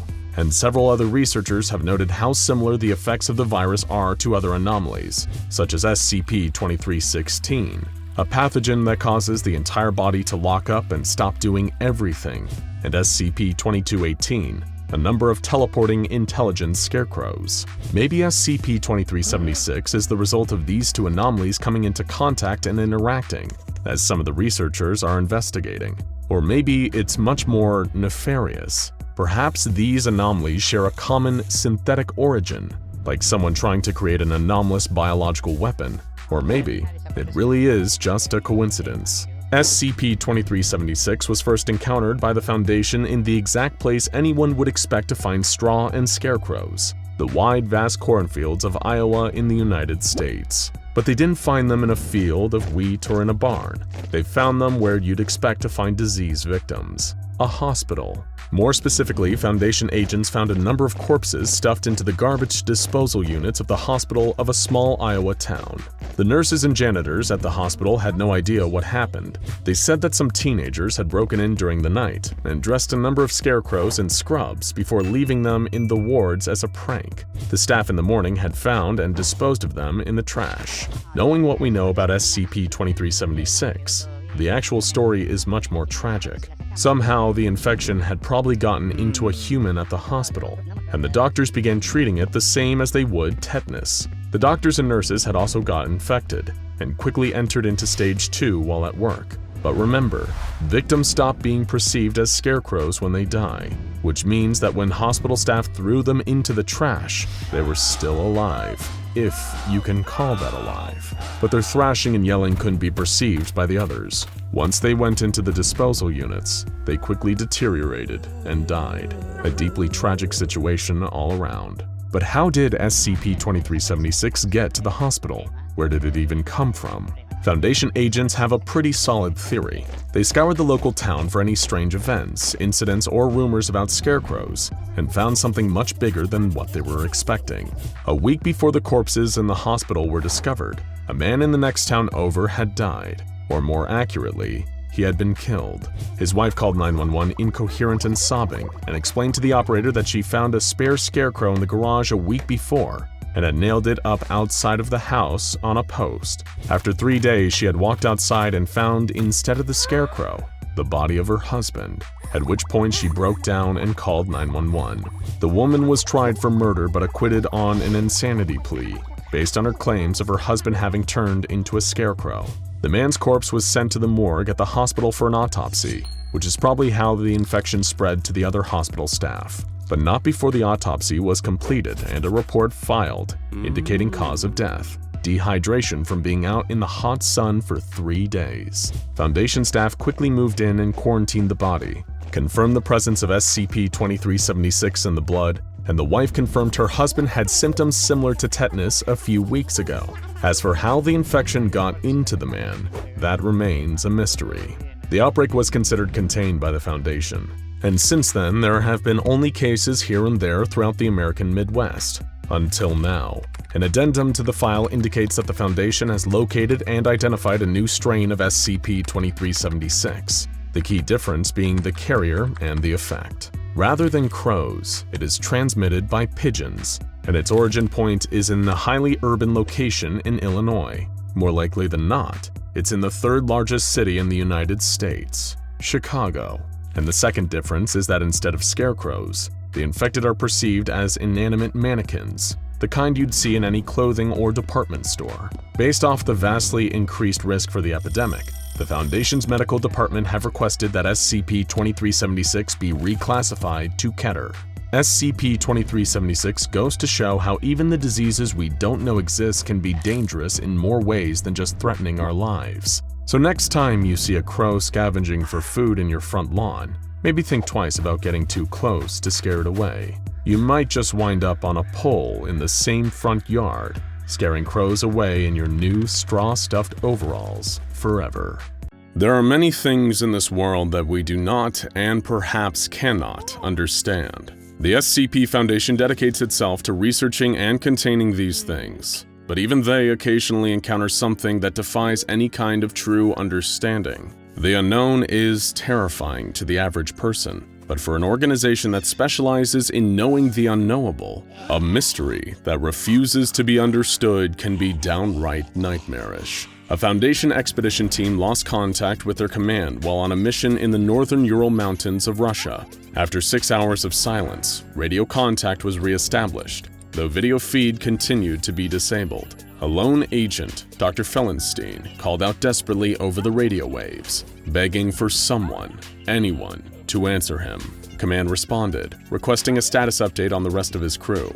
At first, they were met only with the wet, hollow sound of Fellenstein weeping. Finally, he explained that they were all dead, and that he was the only man left standing. Something got to him, he said of fellow Agent Myers. It was long, slippery. I saw a grown man pulled into a tiny hole. He began to hyperventilate, his descriptions becoming less and less coherent. Command offered to send reinforcements to collect the survivor, but he begged them not to. He was beyond saving at this point, describing himself as nothing but a walking corpse. After slipping into a crevice, Fellenstein had broken his ankle and torn a hole in his hazmat suit. Command honored his insistence that no reinforcements be sent in, but encouraged him to try and pull himself back to the surface and retrieve additional data. Even if he was doomed, he could still provide valuable information on the threat he encountered. While Fellenstein attempted to free himself from the crevice, he slipped deeper into the crack in the ground. Pushing through his fear of being crushed to death, he tried again. Fighting against the burning of the toxic air in his lungs and the straining of his muscles, he finally pulled himself to freedom. Then he took in his surroundings. He was at the edge of a chasm, so deep he could not see the bottom. He posited that he was somewhere underneath or inside of a mountain. There was a putrid smell in the air, burning his eyes, his skin, everything. Command told him to remain calm, still hoping for the possibility of a rescue. Meanwhile, on their end, hostile forces were closing in and forcing them to evacuate. They asked Fellenstein to continue describing his surroundings so that his account might be recorded for the archives. They would attempt to come back with reinforcements when it was safe for them to do so. As Fellenstein made it deeper into the chasm, he was engulfed in a thick yellow fog. Through the haze, he could make out thousands of eggs and piles of meat being devoured by small creatures, with the bodies of grubs and the faces of human infants. The creatures did not respond to his presence, either unaware of him or too consumed with their feeding to care. As he passed the creatures, he spotted a massive black temple with architecture like nothing he had seen before, all polished and sharp with angles that hurt his eyes to look at. As he stopped to take a better look, he realized he was still moving somehow, without moving his feet. He was being dragged by something, tendrils wrapped around his legs and pulling him along against his will, leaving a trail of his blood behind. As he was dragged, dozens of what seemed like humans watched him. The final words recorded on the audio transcript were the most troubling of all. Fellenstein saw what he described as an angel with 1,000 wings. The angel pulled him into her embrace, clutching him to her breast, and the connection was lost. Dr. Fellenstein was never seen again. His colleagues' bodies were never recovered. The entire team of men was lost forever, inside the incomprehensible hellhole known as SCP-2133. SCP-2133 is an unnamed village in the northern Ural Mountains in Eastern Europe, with an estimated population of around 50 people. The village is considered dangerous to enter without proper hazmat gear, due to the presence of a wide variety of microbial pathogens within its limits, including those which cause leprosy, pneumonic, septemic, and bubonic plagues, typhoid fever, influenza, cholera, and smallpox, a veritable hypochondriac's worst nightmare. In spite of this cocktail of diseases in which they live, the residents of 2133 seem to be resistant to the negative effects of infection. Of course, they experience physical symptoms to the point of visible disfigurement or disability, but they do not die at a rate consistent with the sheer volume of deadly pathogens present in their town. The people of SCP-2133 do not leave it. The Foundation cannot fully determine whether they cannot leave or simply choose not to, but whatever the case may be, they stay within the limits of their village. Their relative resistance to disease, small population, and refusal to leave the boundaries of their village are all unusual. But that is far from the most unusual thing about the population of SCP-2133. The people of the village age and die, yes, but they do not stay dead. They engage in what can only be described as some kind of reincarnation. When a resident of the village dies, they are placed in the field, where they quickly decay. On the night of the first new moon, a newborn infant is pulled from the soil where the decaying body once lay. The reborn version of each person looks like their previous self and carries all of the memories they had in their previous life. The Foundation performed extensive soil tests on the field where this curious rebirth takes place, and found that the soil there contains high levels of embryonic fluid. Beyond the presence of this fluid in the earth, it is unknown how exactly this reincarnation process works. The residents of the village, known as SCP-2133-1, speak an Old Russian dialect and occasionally agree to be interviewed by Foundation staff fluent in this dialect. Though they will sit for interviews and chat with Foundation personnel, they are secretive about their lives, their history, and the culture of their little village. The first resident to be successfully interviewed was an elderly man named Aristakach, who was missing his left arm and had necrosis on most of his visible skin. The interview was conducted by Dr. Judith Lowe, one of the head researchers on the case. She asked the man how far back he was able to remember, and he recounted a time of czars and khans. When Dr. Lowe pressed the man about the rebirth that his people practice, he responded that it was the Church of the Red Harvest. We serve until the end. That is the terms of our agreement. Dr. Lowe asked him why he and the rest of his people would continue to live their lives this way when it caused them such obvious suffering. He explained simply, there is no choice. The land calls, we answer. She continued to push the issue, inquiring about how this all began so many years ago. He explained that a priestess came to the valley many lifetimes ago. She offered the people paradise in exchange for their servitude. However, as the years passed, the people became more and more exhausted. They feared they had failed somehow and were being punished. Aristakach became visibly upset at this point in the interview, but continued to insist the Church of the Red Harvest is truth. There is no other. The second interview was conducted again by Dr. Judith Lowe, who spoke with Anya, a young girl who appeared to be between the ages of 6 and 8. Lowe greeted the girl and attempted to ask her the first question, but Anya simply said, "You don't belong here. Leave." Lowe brushed this off and offered the girl medical assistance, but was rebuffed again. "You are not of the Covenant. You will never understand." Dr. Lowe asked Anya to elaborate on the nature of this covenant, and her explanation was similar to that of the previous interviewee. There was an agreement made a long time ago, and now the people of the village would serve until the end of time. Again, she insisted that the Foundation should leave and did not belong in the town. Finally irritated with the questions, Anya had only this to say about the church. The church was here long before the village, a church of stone beneath the earth. It is sacred. A church of wood was built atop it for the hearsay of the cross before we embrace the true faith. The Karcist Alka will enlighten you. You are only alive because she has chosen to let you live. Hearing the word Karcist probably gives you some indication as to what's really going on here. If the disease, corruption, and mutation of the flesh didn't give you enough of a clue, this horror is Sarkic through and through. Dr. Lowe's final question was a seemingly easy one. Does the village have a name?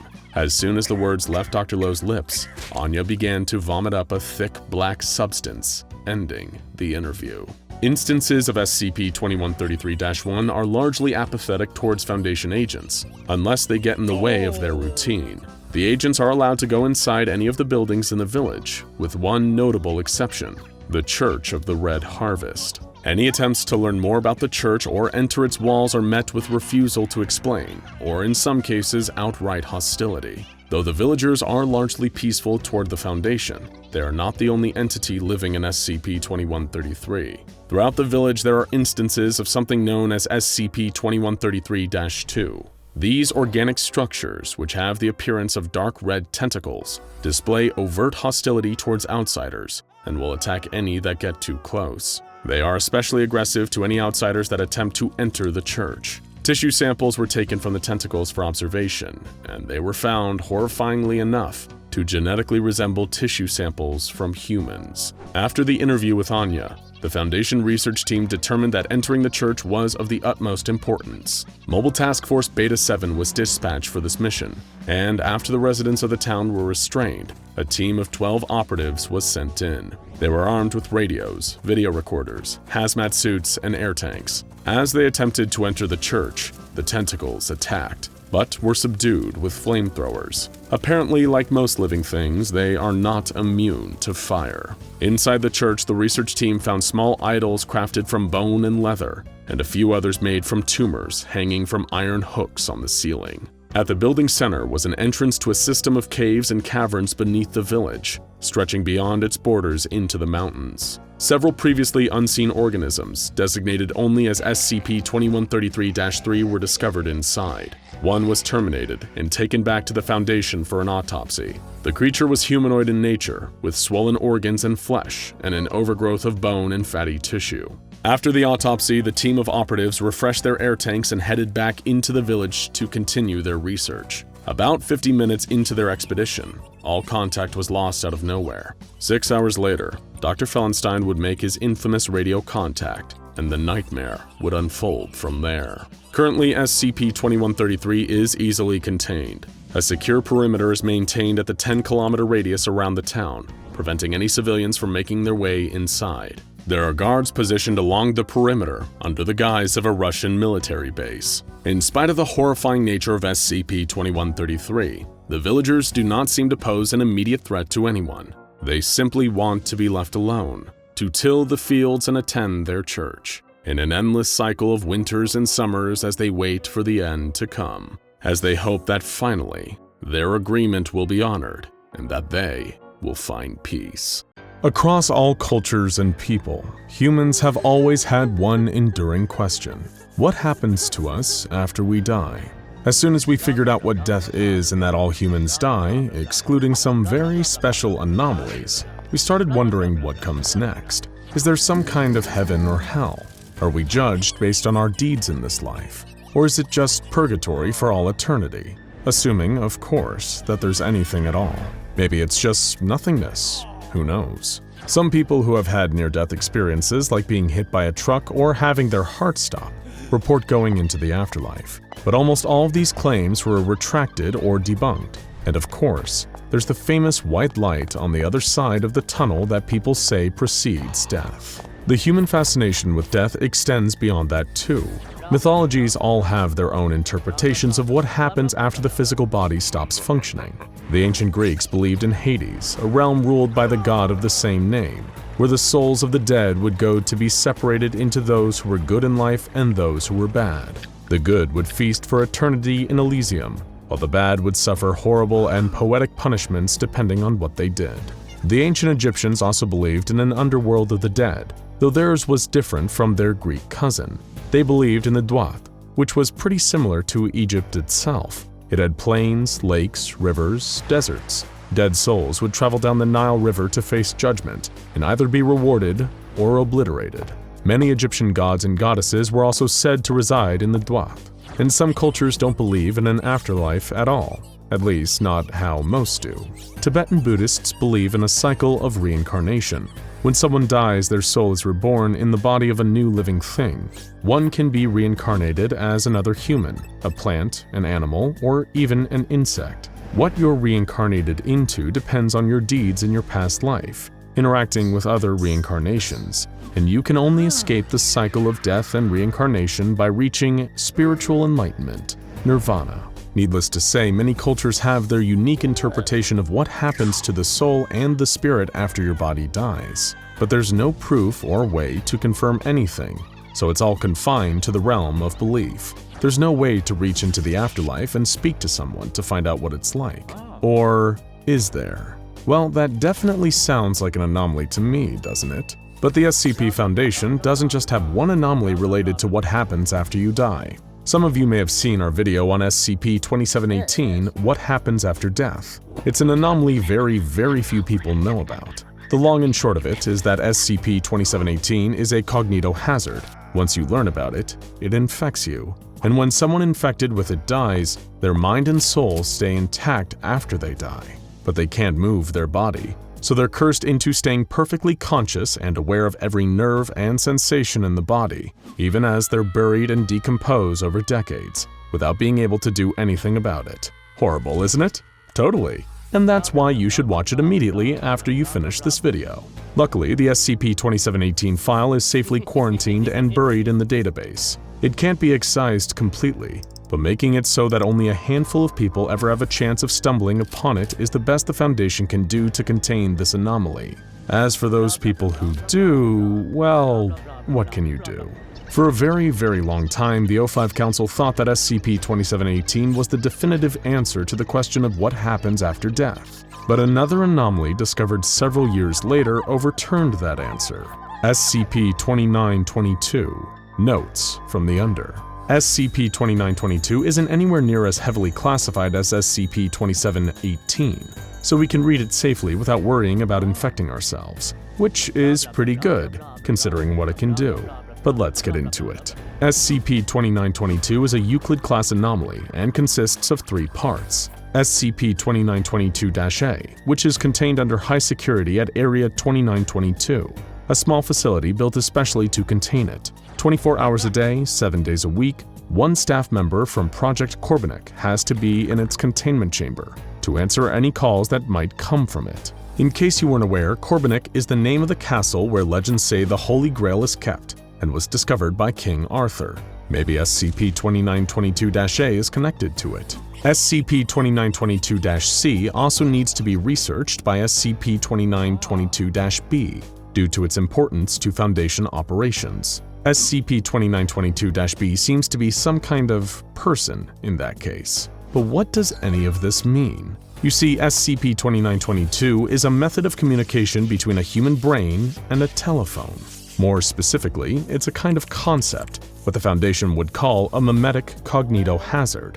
Those are big words, but think of them as forbidden knowledge. Once you learn them, they affect how you think, and you're able to act differently because of them. You do this in real life too. When you study something in a textbook, you're suddenly able to use knowledge you didn't have before. The only difference is SCP-2922 allows you to do something anomalous with it. Namely, when a subject is implanted with SCP-2922 in a secretive procedure, they can use their mind to call a phone number. A specific phone number has to be chosen, but it can be any number you want. Imagine being able to dial up your friends or family without using a phone, and imagine your phone ringing, only to learn it's someone talking from their mind. Nifty, but this doesn't seem terribly dangerous, right?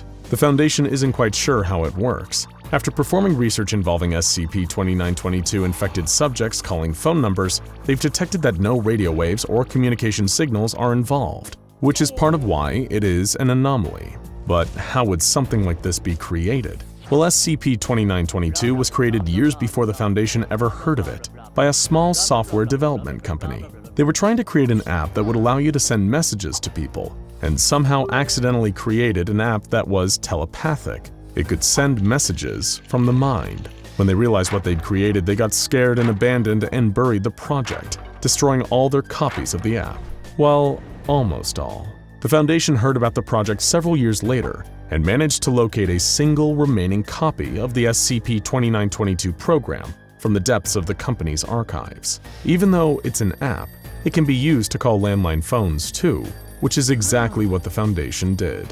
After a few more months of research and experimentation, they confirmed that the app wasn't using the electric signals of the brain like the company had thought. It was actual, real telepathy. They even managed to create an SCP-2922 connection between a researcher and an office telephone.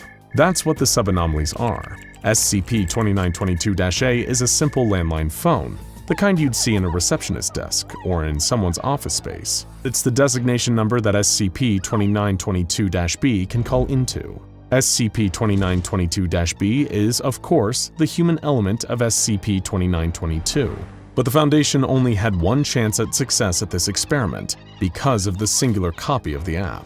So instead of choosing a random D-class who couldn't be trusted or might ruin the test, they had one researcher volunteer to be host to SCP-2922, Dr. Janet Spiegel, a woman who had been with the Foundation's research division for over a decade. She was approved and implanted with SCP-2922. But what is SCP-2922-C? Well, that's Dr. Spiegel's current location as of November 11th, 2014. The Foundation believes she's not on this Earth anymore, or even in this reality, but located in an extra-dimensional location. You see, only 2 months after Dr. Spiegel was implanted with SCP-2922, tragedy struck.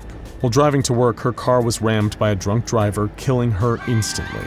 But only 2 hours later, the SCP-2922-A phone began to ring. The researcher picked up the phone, first answering that the caller had the wrong number, but was interrupted by Dr. Spiegel, thanking God someone had picked up. The doctor thought it was a prank call, but Dr. Spiegel quickly rattled off her name, email, password, and social security number. After her credentials were verified, the researchers were incredulous. They had just heard that her car had been in an accident and that she had died. Dr. Spiegel confirmed that the only thing she could remember was driving through snow and rain and seeing a bright light coming toward her. And then she woke up in the middle of a wide, flat desert. Then it hit her that she really was truly dead and wouldn't be coming back. Before promising to call back in a few minutes, she explained she needed time to process the reality of her situation to the sympathetic coworkers. Meanwhile, the Overseer Council approved Project Korbanek, a Foundation operation to use Dr. Spiegel as SCP-2922-B, to explore and catalog what SCP-2922-C was. If she really was dead, then that would mean the strange desert she was in was the afterlife. The research team was informed of their new assignment, and the next day they began to call in to Dr. Spiegel. At first they just wanted to figure out the landscape of this strange dimension. During the first call, they interviewed Dr. Spiegel on her surroundings. She was still in the large white desert, and the sky was a dark sea green with black clouds and no stars. But the most obvious features were 3 large white moons floating in the sky in place of the sun. It was cold, about 10 degrees Celsius, cold enough to make her shiver, but no wind anywhere. She couldn't see any other signs of life. No animals, no people, no wind, no sound at all. It was completely silent except for her breathing. She still had her body, though when asked about how she felt, she couldn't feel pain, hunger, or even a need to do anything. But before they could continue, she asked if she could speak to her husband. The researchers told her they'd need to talk to the O5 Council about it, and that they'd tried to convince them. Dr. Spiegel missed her husband, and they were sure he felt the same about his wife. Then she offered a plan. She'd walk infinitely in one direction until she saw something other than desert, then she'd call them again. The researchers agreed, and Dr. Spiegel hung up the phone. 5 whole days after that call, the phone rang again. The researchers picked it up, only to hear SCP-2922 out of breath and panting. When asked what happened, she started to explain. She had been traveling through the desert for 5 days, though this place had no day-night cycle and she hadn't felt tired or hungry. Then she encountered a mountain range and began to approach its base when she saw a life form. But it wasn't human. It walked on 2 feet and looked like a mammal, but that was it. It was some kind of gigantic primate, like a massive gorilla. It easily dwarfed the mountains she saw and had to be at least 2 kilometers tall. She had felt it before she had seen it. Huge, slow footsteps shaking the ground, then saw it exit the mountain range. She saw it had matted black fur and 2 huge glowing white eyes with no mouth. But then, it stepped on her, not aggressively, just out of curiosity. It seemed to be investigating her and seeing how much force she could withstand. She was crushed flat, of course, but only a few seconds later her body put itself back together and she was back to normal. Then it lost interest and went off into the desert she had just come from. The researchers were incredulous at this, seeming confirmation that SCP-2922-C was the afterlife. But they were interrupted by Dr. Spiegel, saying that she could see people making campfires in the valley ahead. Hundreds of them, huddled up and some buried halfway into the ground. The researchers guessed they were trying to escape their situation, and Dr. Spiegel worried aloud that she'd wind up like them. Then she made another request, citing the service she had been competently performing with full loyalty, that she be allowed to speak to her husband. But the O5s had already decided that she would only be authorized to speak with other Project Korbanek personnel. She asked the Foundation to hire him, but with an art history degree, he wouldn't be of use to the Foundation beyond this one anomaly. Angrily, she swore and hung up the phone. The next time they heard from her, the call was brief and icy. Dr. Spiegel was clearly still angry over being denied the right to speak to her husband, but claimed she had good news. A wagon being driven by a skeletal horse and a tall man in a white robe had come to the human camp. He informed them that they were being taken to a place called the Elysian Fields. Remember Elysium, the Greek afterlife from earlier? Dr. Spiegel did, and believed that the man was taking them to a sort of paradise. The researchers remarked that she didn't seem very happy, but she quickly hung up the phone. After that strange exchange, SCP-2922 didn't ring for a very long time. No further transmissions came in for 7 months. All attempts to phone Dr. Spiegel instead rang and rang, but were never picked up. Project Korbanik was put on hold, until one day a voicemail came to SCP-2922-A. The voicemail was recorded by Dr. Spiegel, but was different in tone from the other calls. It seemed angry. She explained that she had been keeping an eye on the Foundation's efforts to track her down, using the fact that she had gained the favor of some kind of powerful godlike entity. She told the Foundation about the possibility of an Elysium afterlife, a paradise, and then knew that they'd want more. She had lied about the Grim Reaper, but everything else had been entirely true. But what happened after she visited the human camp was, in her words, far too complicated to explain. But she would be more than happy to answer the Foundation's questions of what happens after you die for a small price.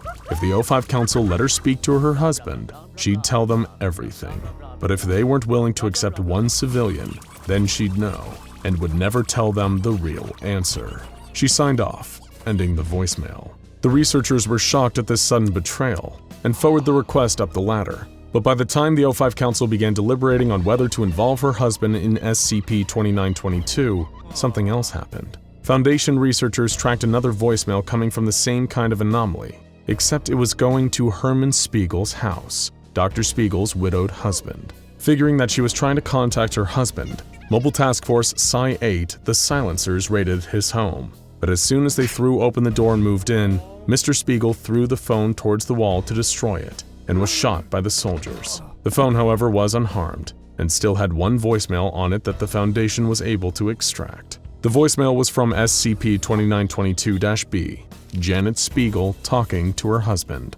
At first, she was assuring him that he wasn't insane, and that he really was hearing his wife from beyond the grave. Then told him to listen carefully while she explained. The same godlike entity she had befriended had worked some magic to allow her to contact a phone besides SCP-2922-A one time. She told him that a Foundation task force was headed to his house and would be there within 10 minutes. Not just any task force, Psi-8, a squad dedicated to Black Ops executions. There wasn't time to run. He would die. But she reassured him that all wasn't lost, even though the situation must be terrifying. She knew he was an atheist, but she was proof that there was an afterlife. And not just one, millions of afterlives. And the one she was in was preferable to most of the others. Most importantly, her husband could join her. He already knew how to get to the afterlife even if he didn't remember. He'd figure it out on the way. Her husband listened to her instructions with rapt attention. She advised him on the path he should take once he got to the desert. He should follow the moon on the left until he reached the valley where the Striders, the massive primates, dwelled. There he should ask one of the trees where she had gone and follow that path. She also advised him not to do anything to anger anyone. Let the Striders kill him. It's their way of saying hello. He'd regenerate with no harm done. But there were fates worse than death that he should avoid at all costs. Getting sent back, for one. But before she could finish her advice, both of them realized that the MTF were at his door. Hurriedly telling him to delete the voicemail so the Foundation wouldn't find out, she assured him that she had help from her godlike friend and that she fully believed in him, and that he should never give up. She told him she loved him forever. By shooting Mr. Spiegel, the MTF had inadvertently sent him to SCP-2922-C along with his wife, but the Foundation wasn't done yet. SCP-2922 had let them set up Operation Galahad, a project to send trained Foundation operatives into the afterlife to try and apprehend Janet Spiegel before she could bring down the Foundation. Operation Galahad has plenty more stories where that came from, but we'll cover those a different day. Gather round, boys and girls, and those who are young at heart. We've talked a lot before about the wacky, occasionally wonderful, but always weird creations of the mysterious toy maker Dr. Wondertainment, and today we're going to do it again. It's time to crack open the SCP Foundation's toy chest and see what we can find inside. Dr. Wondertainment's inventions have been attracting the attention of the Foundation for quite some time, and with good reason. Whoever or whatever the whimsical, talented doctor is, there's no one else out there producing quite as many anomalous objects and marketing them to children as playthings. These aren't the toys you'll find in your neighborhood store or on someone's Amazon wish list. There's SCP-445, the super paper that comes alive in the form of whatever you fold it into. SCP-1508, or Mikey the Chore Buddy, a living cardboard robot designed to help kids with their chores. There are the adorable yet destructive fire-breathing dragon snails, or SCP-111, or SCP-958 General Beep, who teaches kids about military history and combat, and helps them build real working toy weapons. I could keep talking through the proverbial toy factory, but we'd be here all day. Maybe Dr. Wondertainment's most anomalous trait is how productive he manages to be. I can barely send a single email without 3 cups of coffee, but enough about me. One of the most well-known Dr. Wondertainment creations is the Little Misters line, a series of humanoid playmates with a variety of different traits. We've covered the Little Misters here on SCP Explained before, but let's do a quick refresh, just in case. There's Mr. Chameleon, Mr. Headless, Mr. Laugh, Mr. Forgetful, Mr. Shapey, Mr. Soap, Mr. Hungry, Mr. Brass, Mr. Hot, Mr. Life and Mr. Death, Mr. Fish, Mr. Moon, Mr. Red, Mr. Money, Mr. Lost, Mr. Lie, Mr. Mad, Mr. Scary, and Mr. Stripes. Each of these little misters, from the top hat-wearing fish to the man who can't remember a thing, they're each special in their own way. But wait a minute, looking at them all lined up like that, I can't help but feel like I'm missing something. It seems like a bit of a boys' club, right? And why let boys have all the fun?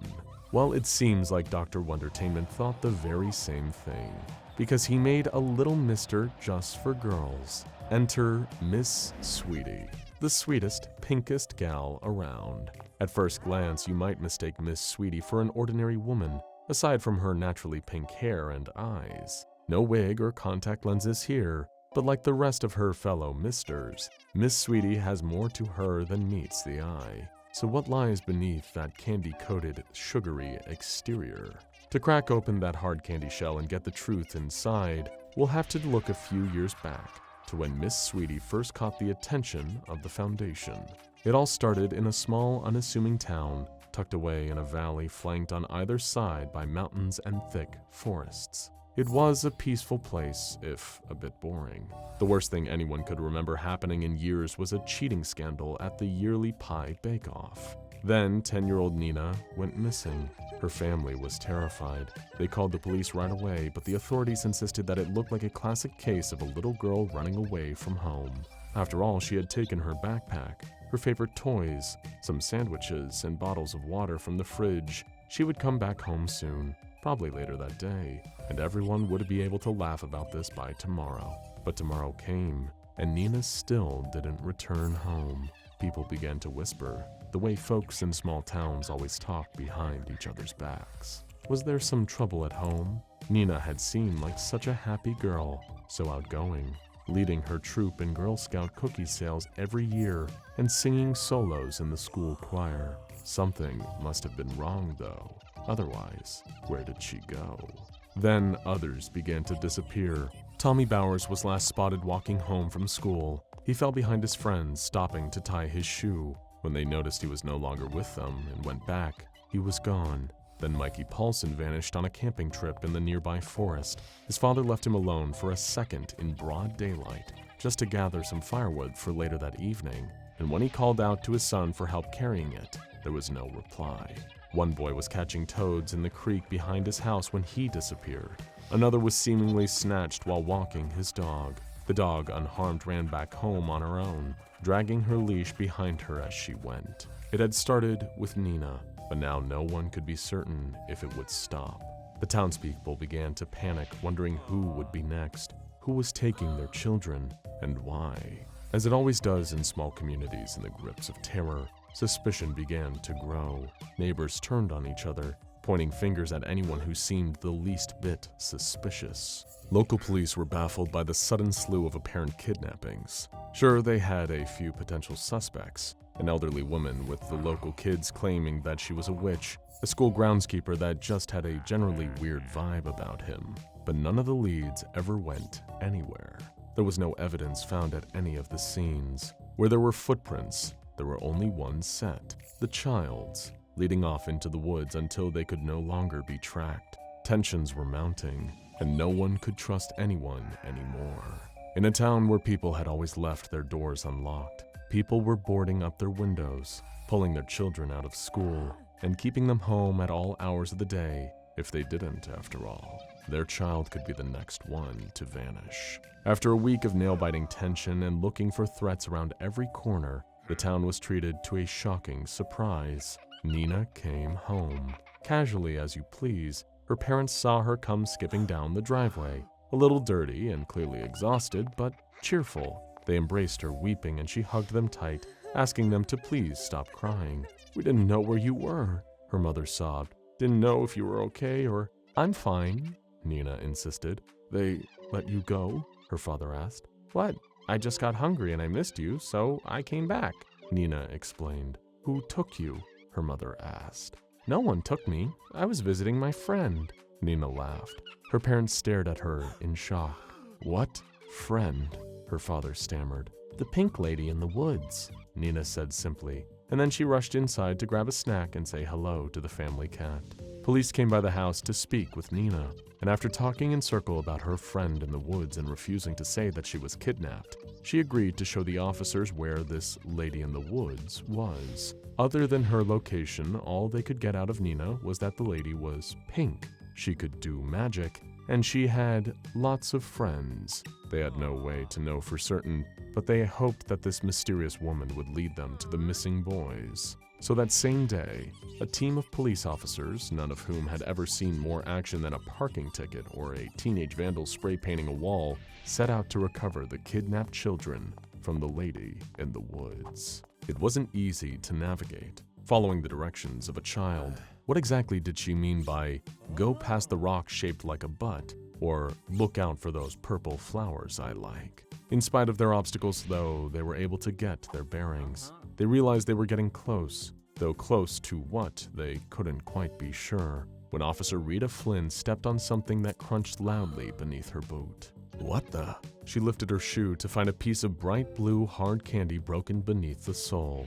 Candy in the middle of the woods. As they searched the area around them, the rest of the officers found pieces of the same candy in different shapes and colors, all strangely inviting for candy that they found on the ground. They couldn't explain the significance of the candy, but they knew it meant they were getting close. They followed the multicolored candy trail like Hansel and Gretel tracking their path through the forest with crumbs of bread. They could hear footsteps up ahead, coming from a nearby clearing. Through the trees, the team of officers could make out a log cabin that looked like it had been abandoned for quite some time. As they drew closer to the cabin and the sounds of activity inside, several of the officers suddenly froze in their tracks. They insisted to be allowed to turn back, to go home. They couldn't explain why, but they knew they needed to leave, that something did not want them there. Officer Flynn, the only female officer in the group, scoffed at her colleagues. She urged them not to be cowards and to keep moving. There were children's lives at stake. This was no time to get cold feet. Still tentative but feeling thoroughly shamed, the rest of the officers followed Rita towards the cabin. So far, so good. No sign of the missing boys, but no sign of foul play yet either. Then, behind her, Flynn heard Officer Simon let out a groan of pain. She turned and saw him doubled over, clutching his stomach. Before anyone could intervene, his knees buckled, and he fell to the ground suddenly unconscious. Flynn ran to check his pulse, and it was steady, but he wouldn't wake up. His breath gave off a slightly sweet smell, and she remembered her great uncle and a trip he'd taken to the hospital. Somehow, Officer Simon had fallen into a diabetic coma right there in the woods. Before she had time to think too hard about it, Officer Paul collapsed in the exact same way right before her eyes. All around her as they attempted to approach the cabin, Flynn's fellow officers were dropping like flies. She turned back to the cabin, and her eye caught the shock of pink hair as a woman stepped out. She made eye contact with Flynn, who took note of her unusual vivid pink eyes, and she waved. "Hi there." "What's your name?" she called in a syrupy, sweet voice. Officer Flynn drew her weapon. "Hands where I can see them." The pink-haired woman cocked her head in confusion, but complied. "No need to be so mean," she pouted. "It's just us girls." But that wasn't entirely true. In the forest behind the cabin, Officer Flynn could see humanoid figures trudging through the trees. But they weren't human. They were shiny, hard, and brightly colored. She thought of the candy she had stepped on earlier, and her jaw dropped. As the candy people approached her, she began to recognize their faces. The missing boys, each and every one of them, transformed somehow into living hard candy. Holding her weapon in one hand and keeping an eye on the pink-haired woman and her tiny candy army all the while, she pulled out her radio and called in the strangest report she had ever made. No one in the town, not even the chief of police, had ever heard of anything like this. But fortunately, the police chief knew someone who did. An old friend who devoted her time to investigating cases that were impossible to explain. Less than 24 hours after Officer Flynn made her call, the SCP Foundation was arriving at the scene to collect the candy children and the woman who would become known as Miss Sweetie. Officer Flynn's report, along with an in-depth study of both the hard candy pieces and the hard candy humanoids obtained from the crime scene, offered some insights into Miss Sweetie's abilities. Her presence inherently repels men that come within 50 yards of her, and any man that enters her radius will feel an immense desire to leave and go back in the opposite direction. If he is forced to continue his approach, then he will begin to feel ill, experiencing nausea, shortness of breath, and severe stomach pain. Finally, he would fall into what resembles a spontaneous diabetic coma. The only way for him to regain consciousness is to be brought back outside of the 50-yard radius. As for the hard candy, Foundation researchers gave one piece to a female D-class and another piece to a male D-class to test the effect it might have on different genders. When the woman ate her piece, she simply chewed, swallowed, and looked at the attending researcher in confusion as if to say, "What, was that it?" When the man ate his piece, however, his body began to undergo a rapid transformation. His blood sugar levels skyrocketed, rendering him immobile almost immediately. Over the next 12 hours, his flesh, bones, musculature, and all other parts of his body began to crystallize into hard candy. When the transformation was complete, the new entity attempted to free Miss Sweetie from her containment. He was neutralized using a flamethrower, which melted the sugar of his body down into a sticky puddle. Any person identifying as a male who eats a piece of this hard candy will experience a similar effect, just as the missing boys did. In some very rare cases, the transformed party will turn into a candy unicorn, rather than a humanoid creature, but the cause of these special cases is unknown. After Miss Sweetie was brought into Foundation custody and given her official designation of SCP-2396, specialized containment procedures were put in place to keep her in captivity. She was placed in Provisional Site 2396, and due to her distaste for men and boys, assigned a research staff that consisted entirely of women. Any men or masculine identifying individuals located within a 6-kilometer radius of the site were to be temporarily detained and questioned about any possible contact with SCP-2396. So every night in Provisional Site 2396 was Ladies' Night, but it wasn't much of a party. Researchers were preoccupied with finding a way to neutralize SCP-2396's anomalous effects. Most notably, in spite of her containment, small pieces of assorted hard candy, or SCP-2396-A, would be spontaneously generated within a 6-kilometer radius of Miss Sweetie. Any of these that were spotted would be incinerated on site, but the mobile task force in charge of supervising the area was having trouble keeping up. Male civilians were slipping through the cracks, eating the candy, and transforming into candy humanoids, or instances of SCP-2396-B, then storming the site and attempting to free Miss Sweetie from captivity. It was becoming untenable to keep her contained. The generation of instances of SCP-2396-A was directly connected to her regular consumption of sugar in all of its forms, which she requested as rations. The amount did not matter, nor did the form it took. She merely required something sweet once a day. Sometimes it was a bowl of pure cane sugar, sometimes a cup of maple syrup. On a staff member's birthday, they brought her a piece of chocolate cake, which she was especially delighted by. Eventually, they settled on a single liter of glucose syrup once a day, hoping it could slow things down by eliminating any whimsy or variation from the feedings. Every time, without fail, more instances of the anomalous candy would manifest soon after SCP-2396 ate her meal. There was talk of starving her to see if this could mitigate the generation of candies, but when denied sugary foods, Miss Sweetie would double over in pain, wailing about the agony she felt. The head researcher at the provisional site was horrified by the notion of torturing an anomaly that had done no intentional harm to anyone, and insisted they find another way. One researcher, Dr. O'Hurley, proposed a solution. Why not try a sugar substitute? They decided to test it out, giving SCP-2396 a liter of liquid sucralose. While behaving as though it was her ordinary dose of sugar, she accepted it graciously and made no complaints of pain at all. After switching to the sucralose, the candy stopped appearing. Miss Sweetie was reclassified as Euclid and moved to Site 19. After a week of the sucralose-based containment procedures, Dr. O'Hurley conducted her 5th interview with SCP-2396. For the sake of avoiding any potential outbursts, Miss Sweetie was led to believe that she was still producing candy, as well as living candy creatures. A transcript of this interview is included in SCP-2396's official file. Dr. O'Hurley sat down at the table, where Miss Sweetie was already waiting with a pleasant smile on her face. "Good morning, SCP-2396, Dr. O'Hurley began. Miss Sweetie scoffed and giggled at this opener. "Oh, come on, Cindy. You don't have to be all stuffy with your best gal." Dr. O'Hurley responded with a polite smile, neglecting to correct SCP-2396 on the fact that Cindy was not, in fact, her real name. "All right, SCP-2396, are you aware another SCP-2396-B attempted to breach your containment?" She referred here to one of Miss Sweetie's candy soldiers. Miss Sweetie giggled. "That's just boys. Always gotta be making a big stink of things when they want to get your attention. Ain't it always like that? Never a man, always a boy. Always beating up their friends when they think they're getting too close. A man's always gotta have his hands busy, or else they're gonna be in the air." Dr. O'Hurley pressed the matter. "They seem to be concentrating on taking you away from here.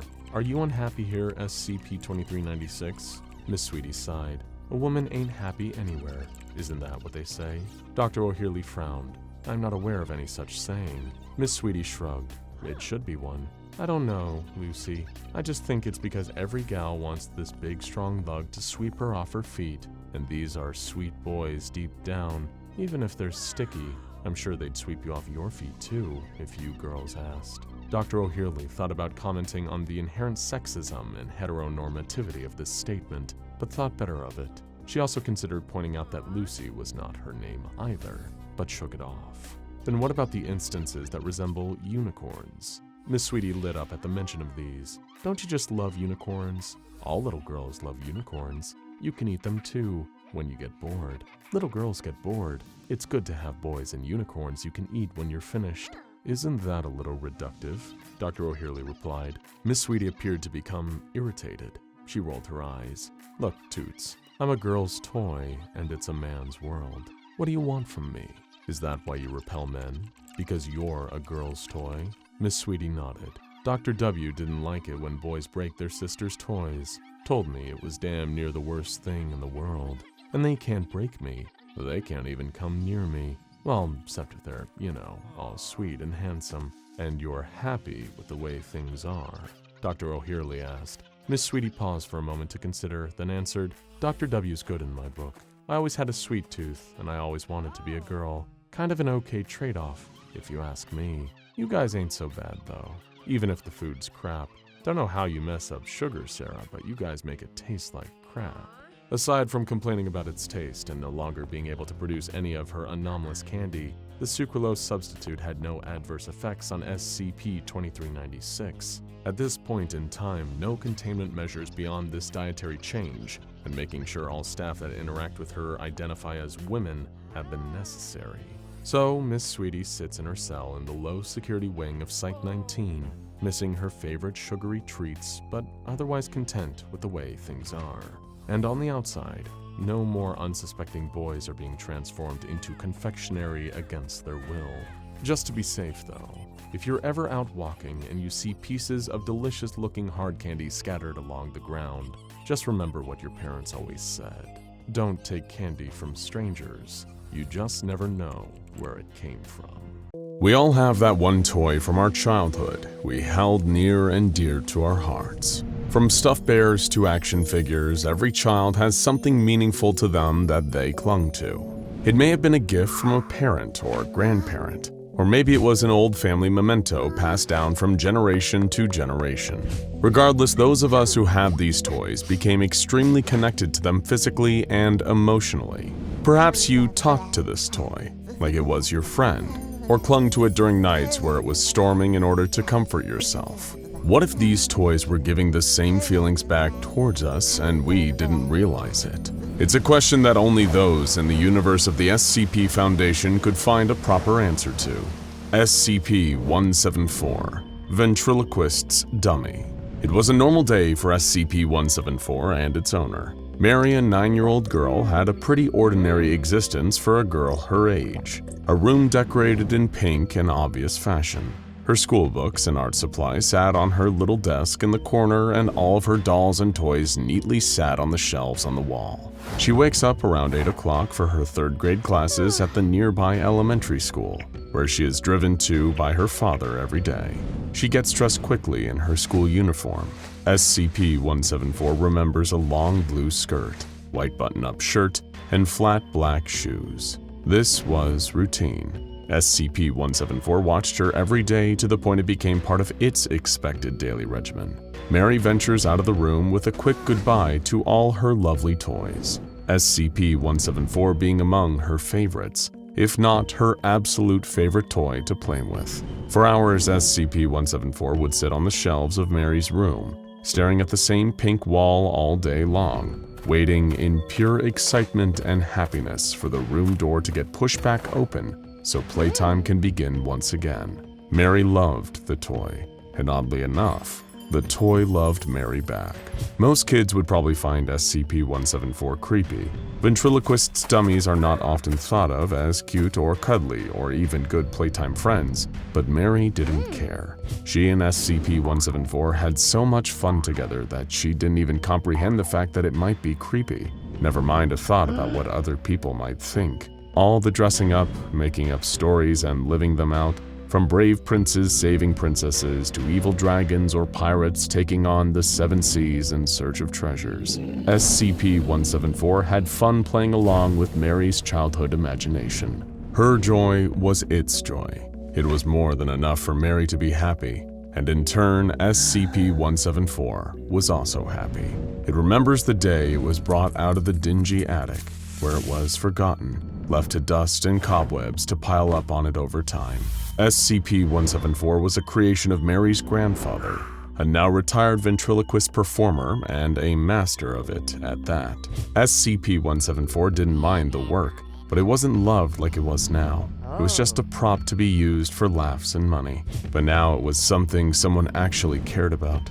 The glorious afternoon when Mary discovered him in a storage bin was a day it wouldn't forget, as it now felt loved and appreciated by someone. Mary didn't want money out of SCP-174, nor did she want fame. She just wanted a friend, and SCP-174 was going to give as much as it could to her. As Mary grew older, it seemed playtime had become rarer and rarer. It went from multiple times a day to once or maybe twice a night on a good day to once a week. And now Mary, a 16-year-old girl, didn't look like she had the time anymore. Books and papers piled up on her bed from nights of studying. Her attention was grabbed by her cell phone and late-night calls with her friends, and on the weekends, when her and SCP-174 would usually spend the most time together in the past, she wasn't even in the house anymore, never mind in her room. And by the time she came back, she was too tired to want to do anything. She didn't talk to it anymore, and barely even looked at it. At most, SCP-174 would receive a passing glance and a weak smile. But at least she still knew it was there, and that, for what it was enough for SCP-174 to be content. 2 more years passed, and now Mary was 18. She had grown up so much, SCP-174 thought to itself. It was a cool day as the dusk of summer was upon Mary's city. August was coming to a close, and autumn was steadily creeping up on them. But for some reason, Mary hadn't been preparing for school. There was no backpack, Instead, a variety of suitcases and bins lined her room, taking up most of the space that was previously empty. Clothes hangers lay on her bed, and Mary's mother was organizing her clothes into 2 piles. It looked like Mary was moving out, but that wasn't true, right? She's never left without her playmate and her best friend, right? After 2 days of packing and preparing, it seemed Mary was ready to leave to wherever she was going. SCP-174 hoped it wasn't going to be for too long. Perhaps it's a vacation or a short school field trip, it thought. But the fateful day of Mary's departure had arrived. The room was completely cleared out, and other than her pink walls and floral comforter, almost everything was gone. Mary popped back into the room, suitcase in hand, looked around, and left without a word. No goodbye. She didn't even look at SCP-174. SCP-174 was devastated. Months passed without a sign of Mary. SCP-174 heard phones ringing and faint whispers of her voice through telephone lines, but it wasn't enough. SCP-174 missed its friend. On one fateful night, SCP-174 was met with rings and alarms of the house's fire alarm system. Smoke permeated the air and it began to grow warmer and warmer, then hotter, then so hot it couldn't bear the pain. All SCP-174 could do was sit there and wait for someone, something, to save it. But no one came. SCP-174 woke up wet and charred under a pile of dirt, ash, and wood. It could spot daylight through the cracks and crevices of the mound that pinned it down. It laid there for what felt like hours before it heard a familiar voice. "Mom? Dad?" The voice was met with sobering responses. "Hello, sweetie," and "Sorry you had to see this, we don't know what happened." It was Mary, back from wherever she went, and her family was here. Now they could all be back together, SCP-174 thought. "We have a few things that survived the fire. Your pile is over there," Mary's mother said. "It's not much, but at least it's something." Footsteps grew louder towards SCP-174. The pile above it grew lighter and lighter as the face of its best friend came clearer and clearer into view. SCP-174 wasn't met with a face of happiness or joy like it expected, more one of fear and disgust. "Do you see anything?" her father asked. "Nothing I want," Mary responded coldly before leaving the pile. All SCP-174 wanted was a friend, someone it could care for and would care for it. It tried its best, but now it guessed that all meant nothing to Mary.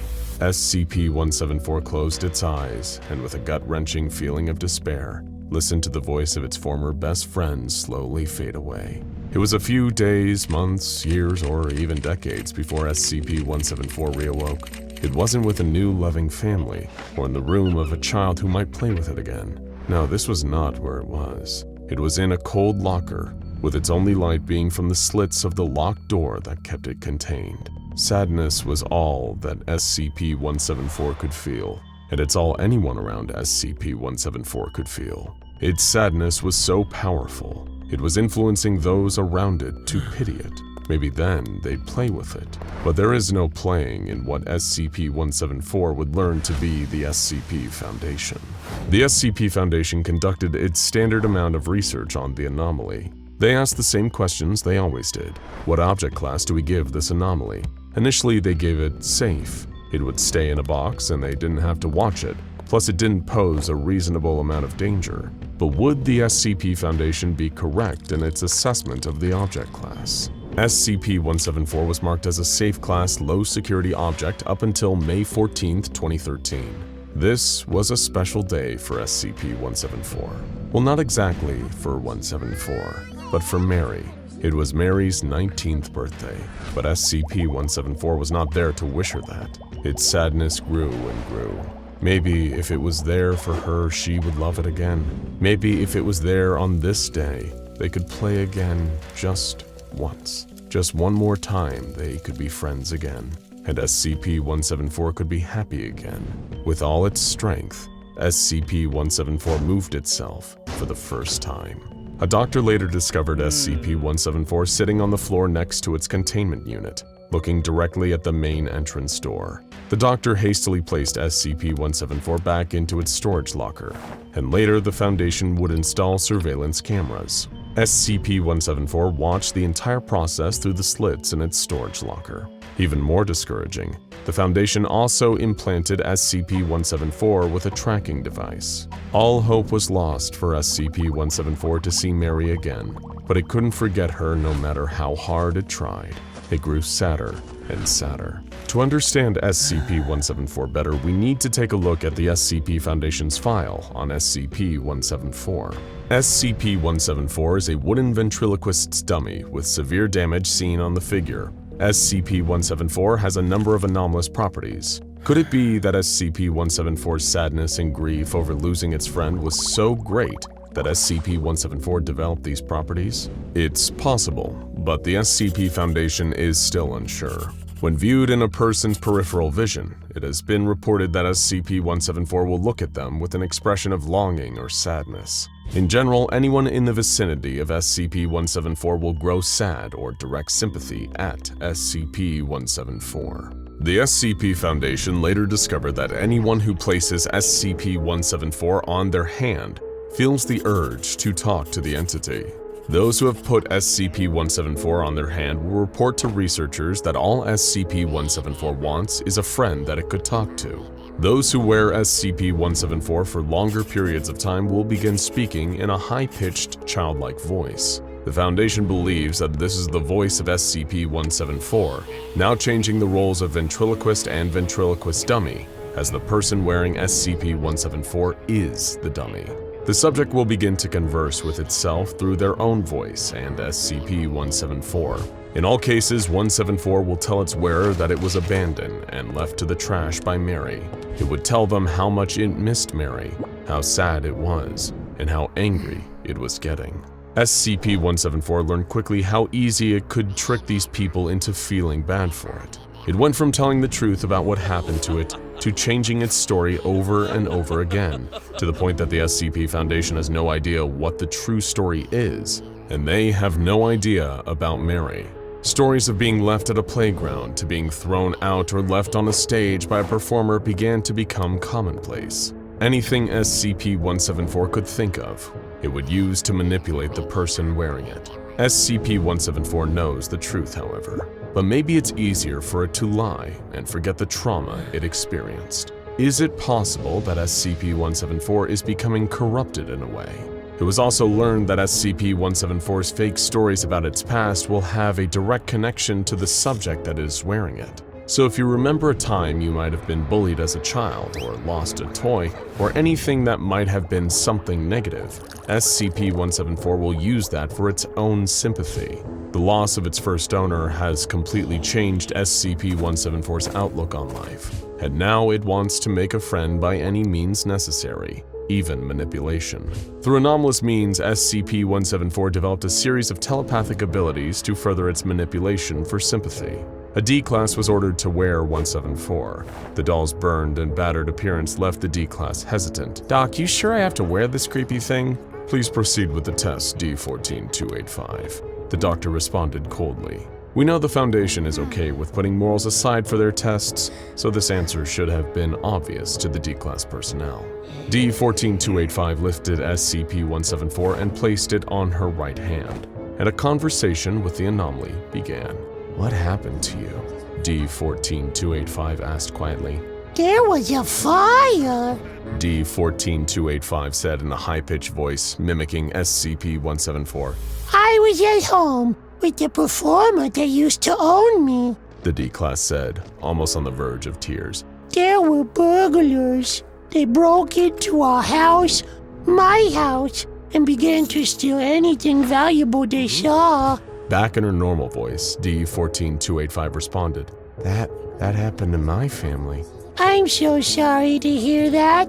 You don't deserve that," she said in her high-pitched voice. "The burglars, they were stealing everything. Gold and jewelry, money, pictures, even pieces of art my owner painted. All the memories he made were being stolen."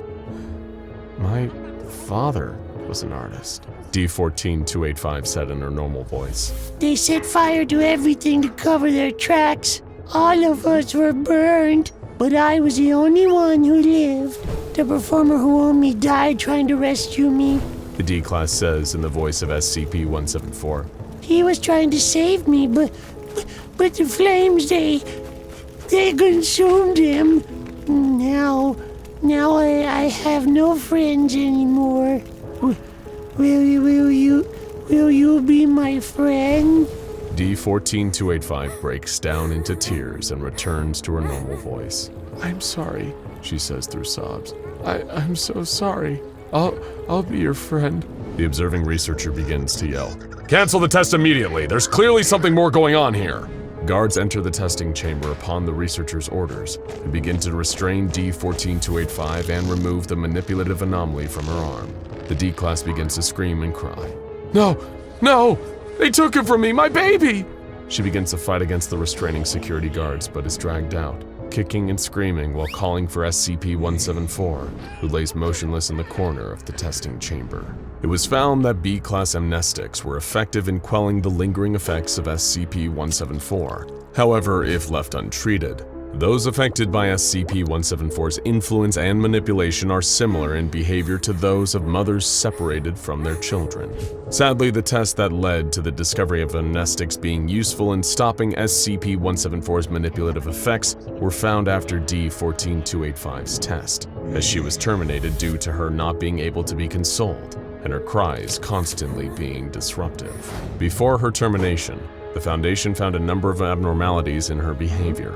D14285 would only ever talk about SCP-174. Regardless of topic of conversation or questions asked to her, she would only respond with the same frantic line of questions or statements. Is the doll okay? Can I see him? What did you do to him? Why won't you let me see him? I was supposed to be friends with him. Please tell me he's all right. This effect does not persist, as it normally goes away after a few hours or days. But in some cases, like D14285, this effect will endure to the point of obsession and depression. As such, SCP-174's object class has been changed to a Euclid-level anomaly. The SCP Foundation deals with anomalies of varying danger and containment difficulty.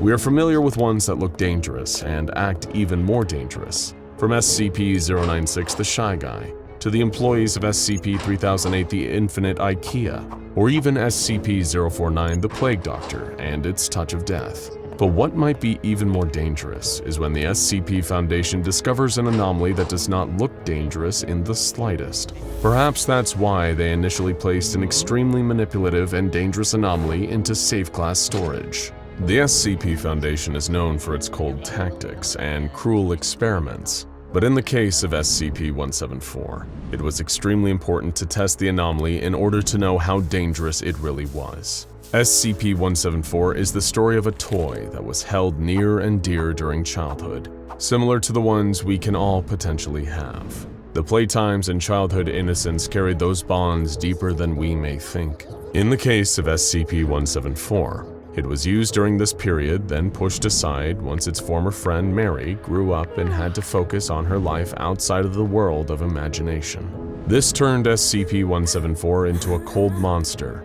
who wants that connection and bond back by any means necessary. It puppeteers people in order to get sympathy, manipulating them by using their own traumatic stories against them in a sick, twisted attempt to make what it thinks a friend is. If you happen to still have your favorite childhood toy laying around somewhere in your house, it might be a good idea to go show it some love. Like literally. Go grab that Tickle Me Elmo or Hannah Montana singing doll and give it a hug. Tell it it's still appreciated for all the fun times because, well, there may be consequences to your actions or lack thereof.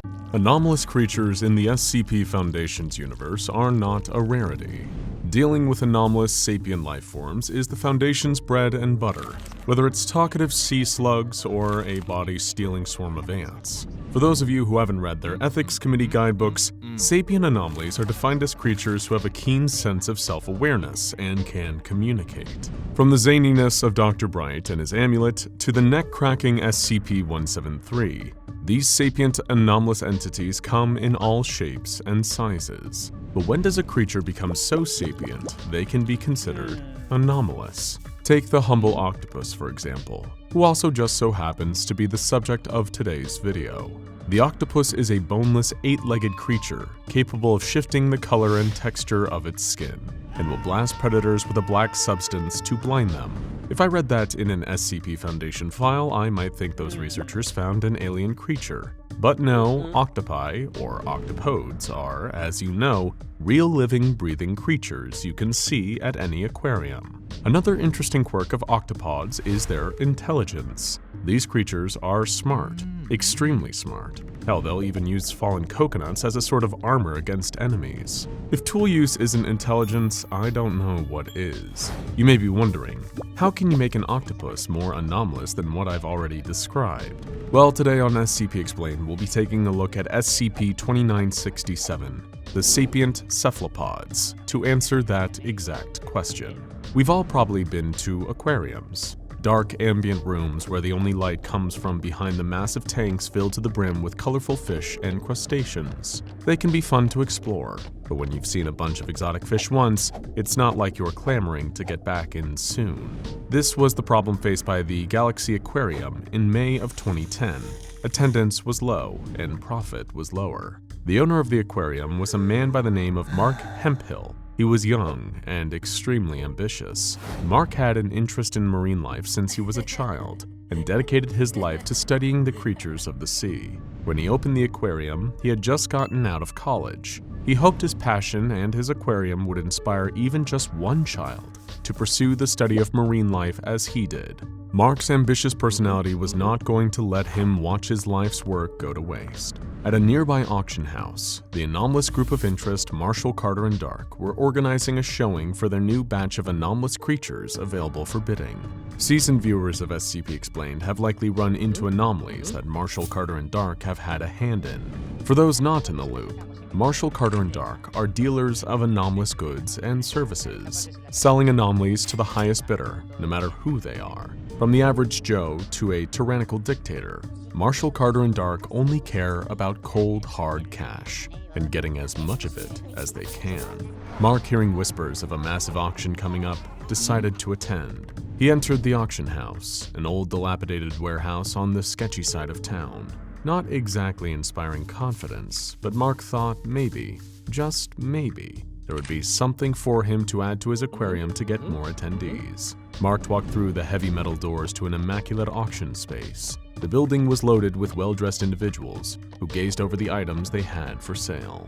Wooden tables lined the walls of the warehouse, and on top of each table were tanks and cages of creatures Mark never thought could exist. From dogs that smelled like candles to purple frogs that telepathically communicated with the people around them. Mark was convinced that there was something here he could use. A staff member approached Mark almost immediately. It was as if the staff could smell the willingness to spend money on him. She was an older woman, dressed in a fine purple-hued suit. She spoke with a comforting candor to Mark, asking him about his day and what brought him to the auction house. She introduced herself as Jay and said that the auction house had just the thing for Mark before he could even get the words out. They walked to the opposite side of the building, where a purple curtain was erected. Walking through, it was as if Mark had returned back to his aquarium. What were the odds that this place would have a marine life section? Oddly, for such a well-designed room, there was only one small tank placed in it. Within it was 6 octopods, a pale yellow in color. Mark immediately recognized the species as the common octopus. The Galaxy Aquarium already had a cephalopod section with much more rare species than the common octopus. Dejected, Mark almost gave up hope before Jay approached the tank and kneeled. Jay seemed concerned, then called out the name Levi.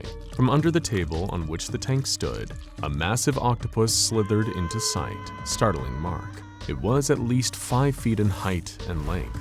That's impossible, Mark thought. There's no way that an octopus of this species could get to be this large. The octopus's size was not the only oddity it held, though. Jay began to scold Levi for leaving its tank and asked what it had to say for itself. She threw a Sharpie marker to the ground for Levi, who uncapped it and began to write out the word, "sorry," on the concrete floor. This couldn't be, Mark thought.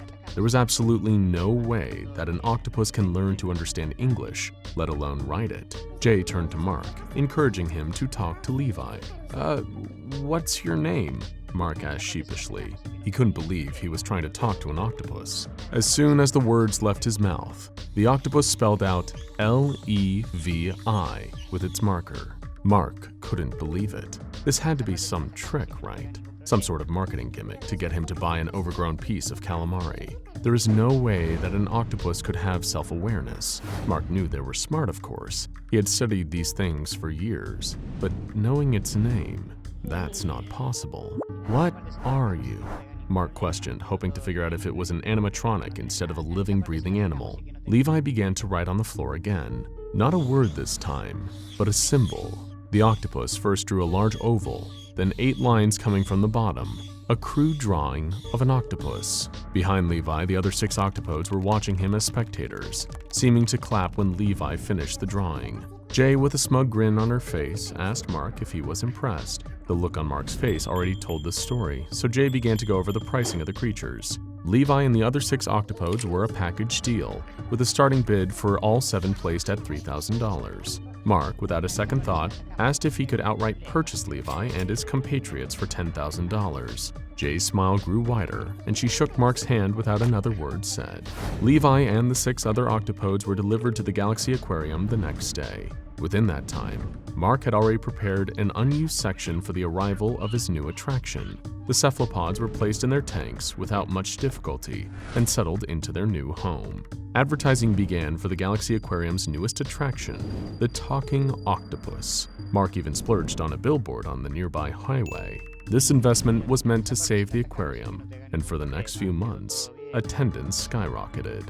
Now we know why the SCP Foundation keeps a heavy watch over anomalous entities in the public, because all it takes is one ambitious person before the entire world knows that anomalies exist. With the popularity of Levi, it was a matter of time before the SCP Foundation heard of it. It was time for an investigation. Site 12 was a site dedicated to marine life, and as such, many of the personnel stationed there had the appropriate expertise to deal with the anomaly. Agent Hooper volunteered for the investigation. He was ordered to pose as an animal behavior specialist from the Sea Coral Pacific Federation. Real creative there, SCP Foundation.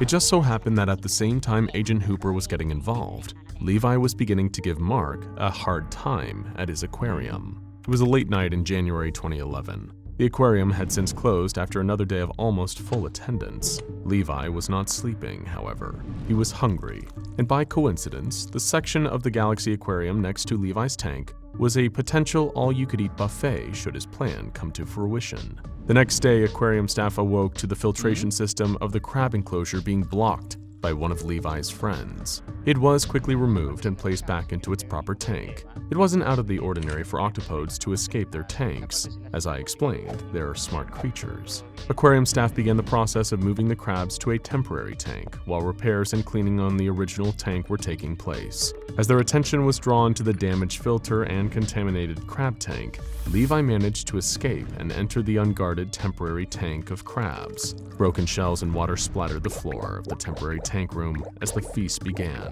It was a massacre. Levi ate 20 of the 40 crabs and another 10 were dropped off into the octopus's tank for Levi's comrades. Satisfied with its meal, Levi returned to his tank as if nothing had happened. An hour passed before the leftovers of Levi's dinner were discovered, and it didn't take much guessing on the part of aquarium staff to deduce who was behind this. Agent Hooper arrived the next day and asked to meet with Mark. Hooper explained that he was from the Sea Coral Pacific Federation, and his place of employment had heard of Levi and wanted to study him. Mark, like a moth to a flame, eagerly took the opportunity to describe the remarkable events of the previous day. Hooper nodded along with the story and promised to figure out why Levi was acting this way. Agent Hooper was escorted to the talking octopus section of the aquarium and asked for some privacy, which he was granted. Levi was sitting on a large mound of sand, while the smaller octopods sat in front of it as if they were intently listening. Levi was apparently lecturing the group, using a sharp rock to carve words and pictures on the plexiglass walls of the tank. Agent Hooper knocked on the glass, startling the group. In anger, Levi swam to the front of the tank and stared at Agent Hooper. With a tentacle, it knocked hard on the glass and then endeavored to return to its lecture. Agent Hooper didn't catch the hint that he was unwelcome, and stayed uncomfortably close to the glass until Levi couldn't ignore the agent any longer. The octopus held up 5 tentacles and made a shooing motion towards Hooper, who was incredibly surprised. Hooper recognized the motion as the phrase, "go away," in sign language. Hooper responded, asking Levi, sign language, in sign language. In response, Levi once again held up 5 tentacles and created what appeared to be a fist, then bobbed it back and forth like a head nodding. An octopus that knows sign language. Not the most dangerous or extraordinary anomaly that the Foundation has ever discovered, but still, this anomaly could not remain out of containment. Hooper quickly contacted the research head at Site-12 and explained the situation. He needed a containment van for an aquatic anomaly, a containment force, and Class A amnestics immediately. This request was granted. Foundation Mobile Task Force Lambda-12 Pest Control stormed the building and wrangled the aquarium staff into a closet so they couldn't interfere. The agents were dressed in their tactical armor and held large rifles, but this was only to show that they were meant to be taken seriously and not to be used for force. A white unmarked containment van arrived soon after. Foundation researchers ran into the building and transported Levi and his students into the temporary tanks of the containment van and made sure they were securely closed and locked multiple times. When each octopus was secured, an airborne version of A-class amnestics was distributed throughout the aquarium by the Mobile Task Force agents, leading to all knowledge of Levi being forgotten by the aquarium staff and Mark. For further containment, the SCP Foundation distributed liquid amnestics into the city's water supply, so that anyone who saw one of Levi's performances would forget that it ever happened. The SCP Foundation classified Levi as SCP-2967 and discovered the full extent of its anomalous attributes. SCP-2967, of course, has the ability to communicate through written language, is able to recognize and identify colors, symbols, and individual figures of other species, and holds an abnormally high intellect, almost comparable to an average human's intelligence. The 6 comrades of SCP-2967 were designated as SCP-2967-1, as they do not seem to be at the same level of intellect as SCP-2967. Through behavioral analysis and research, it was found that SCP-2967 will refer to SCP-2967-1 as its students, friends, or army. Dr. Reynard, the head researcher on the SCP-2967 anomaly, began hosting intelligence checkups on SCP-2967 every 2 weeks. These consisted of Levi talking to Dr. Reynard through the use of a waterproof magnetic slate, while the doctor asked Levi questions. On one such occasion, the Foundation discovered that there may be more creatures similar to SCP-2967 and its students. Dr. Reynard began by drawing a crab, an octopus, and SCP-2967's toy. He labeled them Crab, Friend, and Toy. On its slate, SCP-2967 wrote, "like," and then a sketch of a heart. Dr. Reynard drew a check mark on his clipboard before rewarding SCP-2967 with a prawn. Following up, Dr. Reynard asked if there was anything Levi didn't like. To display this concept, Dr. Reynard drew an X over a heart symbol. Levi paused for a moment, seeming to think, then drew what appeared to be a bird with outstretched wings and an angular beak. Upon finishing the drawing, the octopus's skin changed to a deep red color. Levi wrote, "Don't know word" on his slate, then returned to its normal colorization. Reynard displayed a photo of a pigeon to Levi, who marked an X on his slate, signifying that there was something wrong, before shifting its skin black.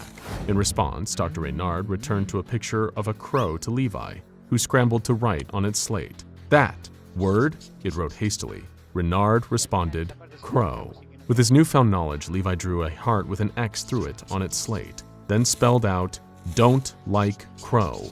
Dr. Reynard was confused. How do 2 species of creatures who live in completely different habitats have a disdain for each other?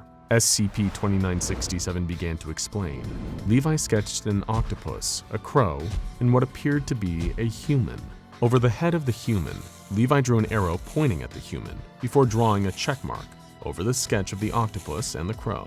Levi connected the check marks to the arrow above the human with 2 lines. It seemed that the crows and the octopod's disdain come from their common ability to connect and grow fond of humans. The intelligence check concluded after Levi explained this to Dr. Reynard, as the octopus claimed it was tired and wanted to return to its containment chamber. The next day, however, it seemed that SCP-2967 had correctly predicted what would happen at Site-12. On April 3, 2011, research staff at Site-12 reported a high concentration of American crows surrounding the building. Many were perched in trees or on the roof of the site. but some were simply hovering near the entrances, seeming to hope that the door would open. While the crows weren't aggressive to humans, it would fly to a window connected to the containment chamber of SCP-2967 and peck on it. This continued for hours, and it seems that the crows were threatening Levi and his friends. The Foundation deployed Mobile Task Force Lambda-4 birdwatchers to Site-12. This team was not armed in your standard tactical gear and heavy weaponry. They wore camouflage clothing, with shoes that muffled their footsteps in grassy environments. They had jackets of thick leather to prevent injuries from talons or beaks, and they had specialized pellet guns they used to incapacitate anomalous birds. They began by shooting the birds away and capturing a few using nets for further study. As they concluded, all but one of the crows dispersed. This crow was, similar to Levi, much larger compared to non-anomalous members of its species. The large crow flew 10 feet from the entrance of the site and spat the decaying remains of one common octopus out onto the asphalt parking lot before retreating. The birdwatchers attempted to follow the group of crows, but the flock was impossible to track. What was found, however, was an area in a nearby forest that contained an abnormally large number of feathers belonging to the American crow species, as well as numerous small makeshift huts made of sticks and dying leaves, and a collection of various litter fashioned into basic tools, such as hammers made of bolts and toothbrushes. The most surprising item retrieved during this exploration was the torn remnants of a copy of the documentation for SCP-2967, kept in the largest hut. As is standard, the SCP Foundation enacted surveillance procedures on this location, placing hidden cameras and microphones as well as traps. The large crow has been classified as SCP-2967-B. So it seems that the animal kingdom is at war for the favor of the human race. While the Foundation only knows for sure that octopodes and crows are at battle, there may be many more species out there who look to curry our favor. Who do you think will be the victors should battle commence? Art is an elusive specter. It can be harder to catch than SCP-682, harder to explain than SCP-055, and have as profound effects on our minds as SCP-035. It exists in our hearts and our brains. It's something we can both discover and impose. Paintings, sculptures, performance, music, film, photography, animation, game design, and so much more exists under its umbrella. Thomas Merton once said, "Art enables us to find ourselves and lose ourselves at the same time." And we here at SCP Explained are inclined to agree. Even the video you're watching right now is a kind of art. It's the product of hard work by writers, editors, animators, a voice artist, hello, and the producers who bring it all together.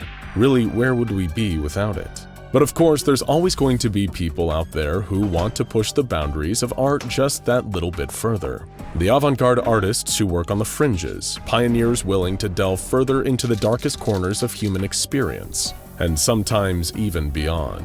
That's right. Welcome to the wonderful and weird world of anartists, a word that, in and of itself, has a kind of artistry to it. It's short for anomalous artists, as in artists who work with the medium of explicitly anomalous objects or materials. The more perceptive among you may have also noticed its similarity to the word anarchists, as in rejectors of rigid rules and order, like the kind imposed by the SCP Foundation. And when it comes to the world of anartists, you'll find that a certain group comes up again and again and again. Are we cool yet? You've probably heard of it before in passing, but there's a lot about this anomalous art collective that remains mysterious, until today. We're going to grab our berets and paint-stained aprons and dive deep into the anart scene, as well as their most controversial group of interest. One thing is for sure, it's going to get incredibly strange from here on in. But hey, it's art. What can you expect? The structure and reputation of Are We Cool Yet is a complicated and contentious topic, even within the world of anart. Much like the Serpent's Hand, the group is incredibly decentralized, with no governing body or binding ethos, save for the commitment to produce anart. Proponents of Are We Cool Yet think of it as a kind of binding ethos. Someone can become a member of Are We Cool Yet without even knowing about the group beforehand. This is why, as long as the memory and reputation of the group remains alive, the SCP Foundation can't effectively shut them down. Some work under the banner of Are We Cool Yet alone, toiling away driven by sheer passion for the art they create. Others work in creative salons, typically led by a smaller group of artistic visionaries, working to turn their combined skills into more ambitious varieties of art. A common philosophy of the group is wanting to make their art visible to the world, often to make a statement or start a discussion among the public. Naturally, this particular drive is liable to make local Foundation authorities burst a blood vessel. Or maybe they really just don't get art. I mean, look at Dr. Gears especially. Does he strike you as the kind of guy who would take some time out of his day to stroll around a gallery? He'd probably murmur some snide comment about it being a waste of printing paper. Anyway, before we proceed further into Are We Cool Yet, as it is today, its relationship with other groups of interest, its splinter cells, and some of its notable creations its members have produced, we need to go back to the past and discuss the group's creation. Thankfully, this group's history can be traced back to the 1800s, rather than us needing to trace it all the way back to the creation of humanity and the universe, like the Church of the Broken God or the Children of the Scarlet King.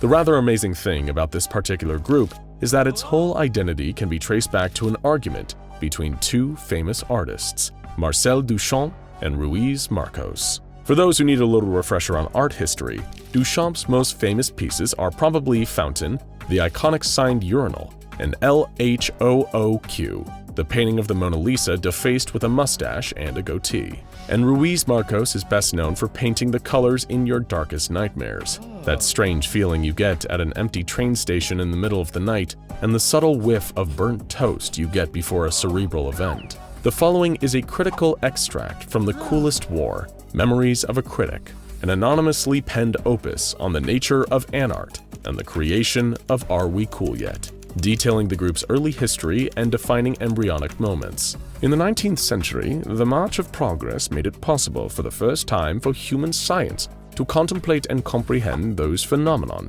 which had long seemed to contravene the laws of nature. Within a matter of decades, concepts that had long been viewed as witchcraft or sorcery were laid bare in the terms of a new and secret science, and governments and organizations around the world began to classify, study, and collect all such anomalies. And just as artists throughout history have turned a critical eye to the events of the day in their work, so too did the artists of this scientific renaissance begin to interpret these new discoveries on canvas. By the 1870s, Paris was the center of the world of anomalous art, and the city stood witness to endless debates about the role of the anomalous in art, or whether such a role existed at all.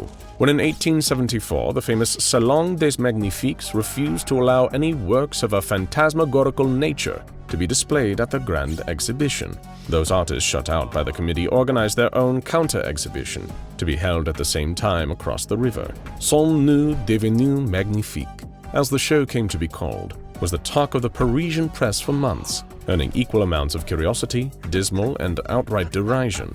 But the exiled gadflies had made their point. The paranormal, the anomalous, and the bizarre had found a place in the world of art and would not be so easily gotten rid of. Sont nous devenus magnifiques held its exhibitions every 10 years thereafter, and as time passed, the world of anomalous art grew larger. From its beginnings in Paris, artists from all across France and Europe, and later from the Americas and the Orient as well, began attending the increasingly prestigious and increasingly bizarre and difficult to keep hidden from the disdainful eyes of a concerned government exhibition, expressing new and different interpretations of the role of the anomalous in human life. It was at the 6th Decennial Exhibition in 1924 that the growing rift between the two largest schools of thought, logical versus emotional, science versus faith, old world versus new, came to a head, for it was at that show that for the first time, the works of the French surrealist Marcel Duchamp would be exhibited alongside those of Ruiz Marcos, the Mexican artist whose themes of magical realism and religious awe intertwined with the viscerally accessible fortenia of our world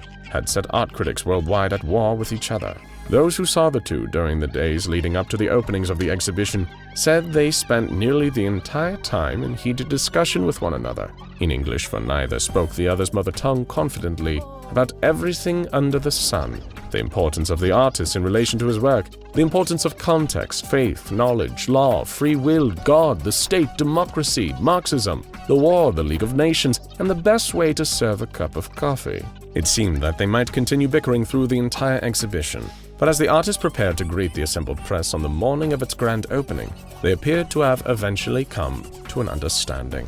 If there is one image that comes to mind of any art historian when the 1924 Expo is brought up, it is of that iconic photo of Duchamp and Ruiz posing side by side with their fellow artists in front of the still closed doors. Marcos seemingly leaning over to whisper something in Duchamp's ear. For decades, many have speculated on what words Marcos had for his colleague during that memorable instant, a question of metaphysics, or a challenge, an affirmation of their coming to terms, a reminder of the reason why they were there at that moment of time, perhaps as an expression of amazement at the multitudes that had come to see them. According to one reporter who claimed he stood close enough to overhear that whisper amidst the din of the crowd, it was all five at once, expressed in 4 simple words. Are we cool yet?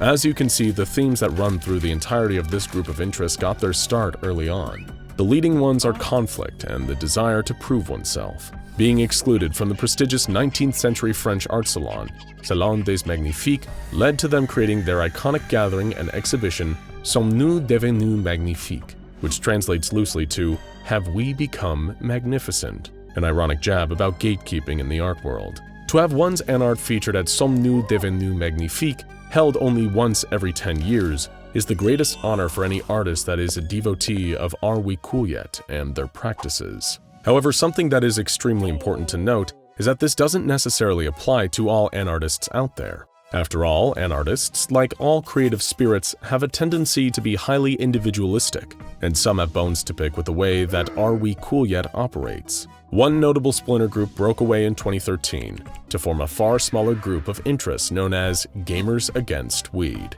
The gamers didn't exactly jive with the fact that some of the art made by the members of Are We Cool Yet hurt people. Specifically, the founder of Gamers Against Weed, Jude Criot, lost a friend to a dangerous piece of art at an Are We Cool Yet exhibition. The gamers also just found that Are We Cool Yet had a weirdly intense energy that seriously harshened their vibe, and as a result they went their own direction to perform more harmless and goofy anomalous pranks, like creating SCP-3108 the Nerfing Gun, and SCP-2586 Mr. Literal Serial Killer, and we swear that's less nasty than it sounds. The violence that this particular art collective allows is a point of contention among a lot of artists. Some ex-members have joined the more pacifistic sects of the Serpent's Hand, where they can still follow their dreams of exposing the anomalous to the public, without needing to rub elbows with the kind of people who believe that art projects have a certain amount of acceptable casualties. Naturally, because of their laissez-faire attitude towards death and destruction, as well as their commitment to making sure their unique art is seen by the world,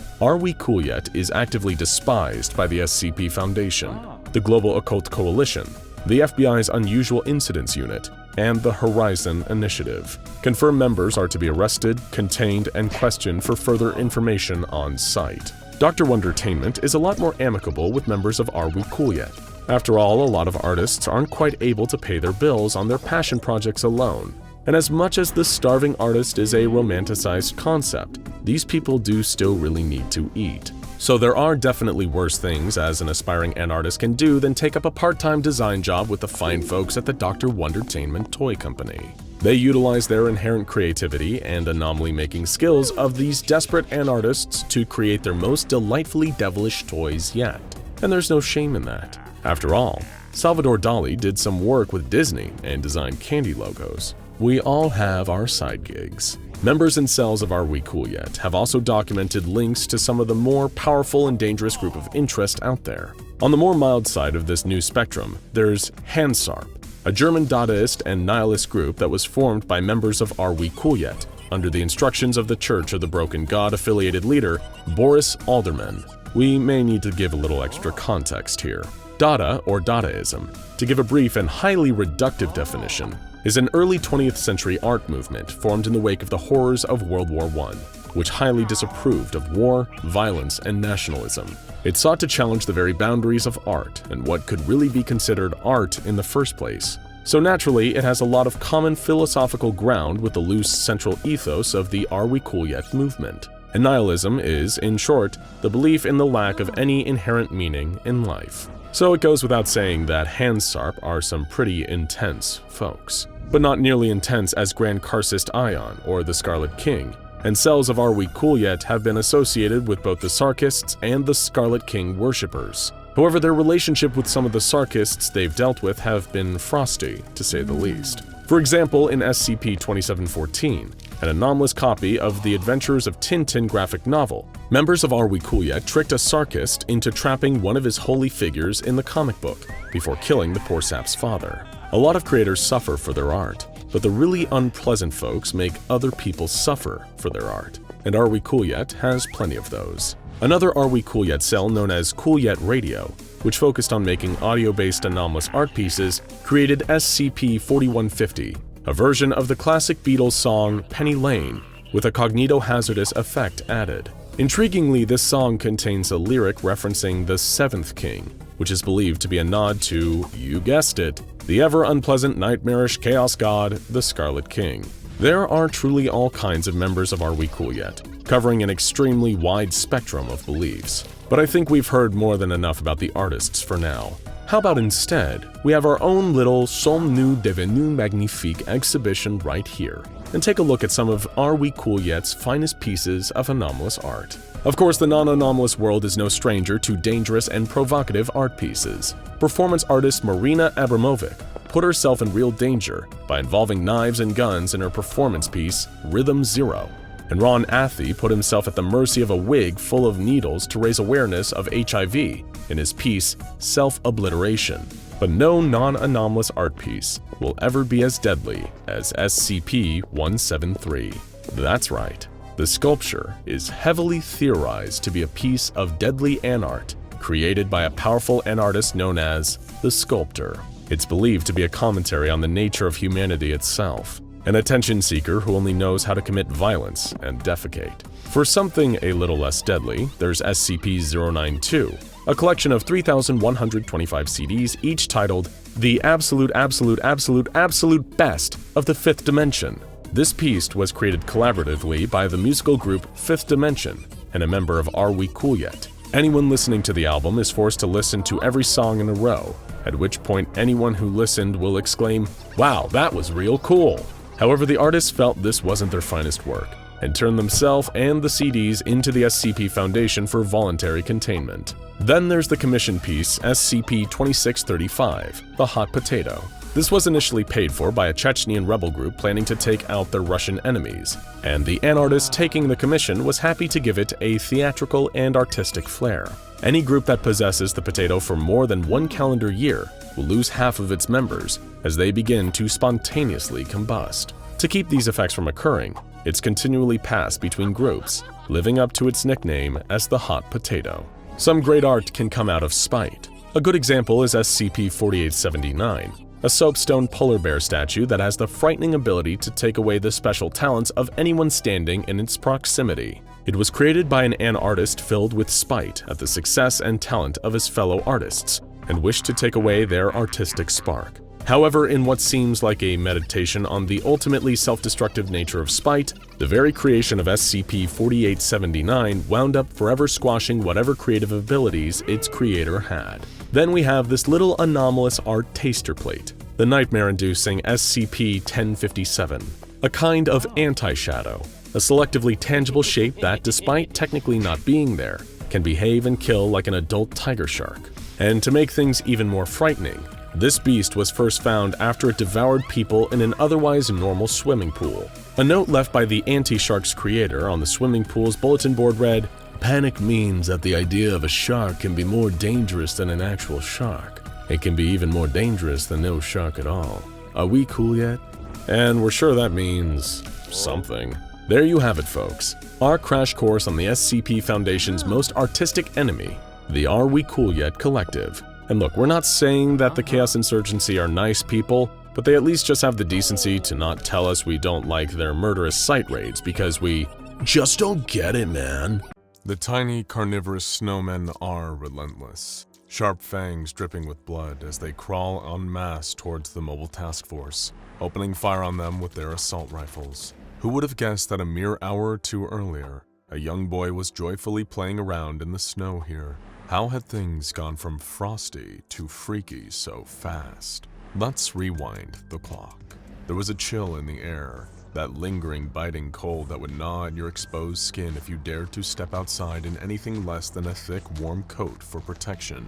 The ground was still coated in a heavy snowfall, a holdover from Christmas just past, weather that had refused to let up well into the early days of the new year. Everyone reaches an age where the cynicism of life, the weight of expectations that keep you anchored in the real world, they all coalesce to rob you of the childlike wonder of the snow. As you get older, the snow loses its novelty. It becomes a source of inconvenience, something that you need to shovel off the driveway to take your car out. Whereas, turn the clock back to youth, and it's like a tiny miracle. It coats your whole world in a clean blanket of freezing frost, turning the ordinary into a wonderland. Robert and Michaela Anderson were glad that their son Michael was still at an age where he could enjoy the snow. After all, Michaela getting to take her son out in his sled or seeing him hurling snowballs at Robert was able to provide them with a little bit of warmth during the freezing cold, snowier months in Missouri. Optimism was never enough to melt the snow, however, and maybe that's what drew in those creatures, the snowmen. It was early 2019, not even a full 2 weeks into the year. By now, Michael had gotten used to the fact that after Christmas and New Year's Day, a begrudging return to school would soon follow. As much as it clearly brought down his mood, nothing lifted his spirits like still getting to be out in the snow. And after a long day of helping his mom take down the tinsel and pack up the lights while his dad disposed of the tree, Michael was itching to go outside. "Please, Mom?" he begged as a box of decorations was placed back in the attic. His hands clasped together in a pleading gesture. "Please, please, please, just 5 minutes. I won't go further than the front yard." Michaela sighed, partly from exhaustion, but a smile crept onto her face. It was hard not to find her son's love for the snow endearing. "All right, but only for 5 minutes," she insisted firmly. "And I want to see gloves, hat, and a scarf, not just a coat, mister." With the speed and excitement that she and her husband had long since lost, she watched Michael race off to gather his warmest winter coat. "Remember when we were like that?" Robert heaved a sigh as he appeared from chopping up that dried-out, dehydrated remains of the Christmas tree.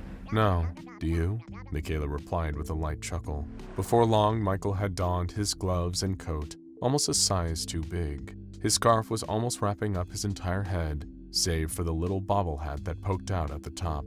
Robert opened up the front door, and his son stepped out into a world that had been whitewashed with clear, cold snow.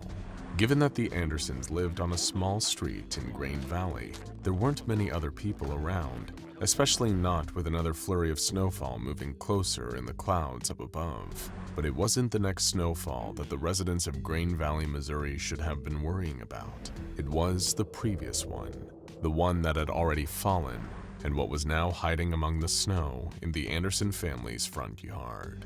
Having few other kids his own age to play with and not being allowed to venture too far from the front porch, Michael was content to spend his precious time outdoors making snow angels or practicing throwing snowballs. He had long been trying to get one to clear the roof of the small house he and his parents shared, leaving a few scattered patches of snow embedded on the roof shingles. A few meters from the front door stood a snowman. Granted, that was hardly a rare sight at this time of year, especially in the cold weather, but what was so unusual about it was that Michael hadn't remembered making a snowman recently. His parents hadn't let him out in the snow on his own since the start of the new year, given how badly the downfall and icy winds had been for the first week of January. Sure, somebody else could have made it, taking a pause as they passed by the Andersons' front yard, although not Michael nor either of his parents had spotted anyone doing that. The snowman itself was featureless, the white of its ice-cold body smeared with mud and dead leaves,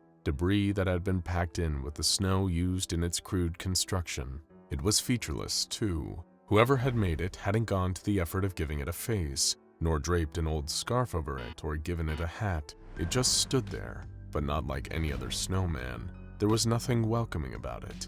In fact, it was, fittingly, cold. Given how far away it stood, it was almost as if it was watching the house. Curiously, Michael began to approach the snowman. Being only 9 years old, his imagination was immediately running with the possibility that this snow and mulch construct could be alive, much akin to the likes of Frosty the Snowman. Little did young Michael Anderson know that he wasn't far away from the truth, although this particular snowman wasn't quite the happy, jolly soul from the much-covered holiday song.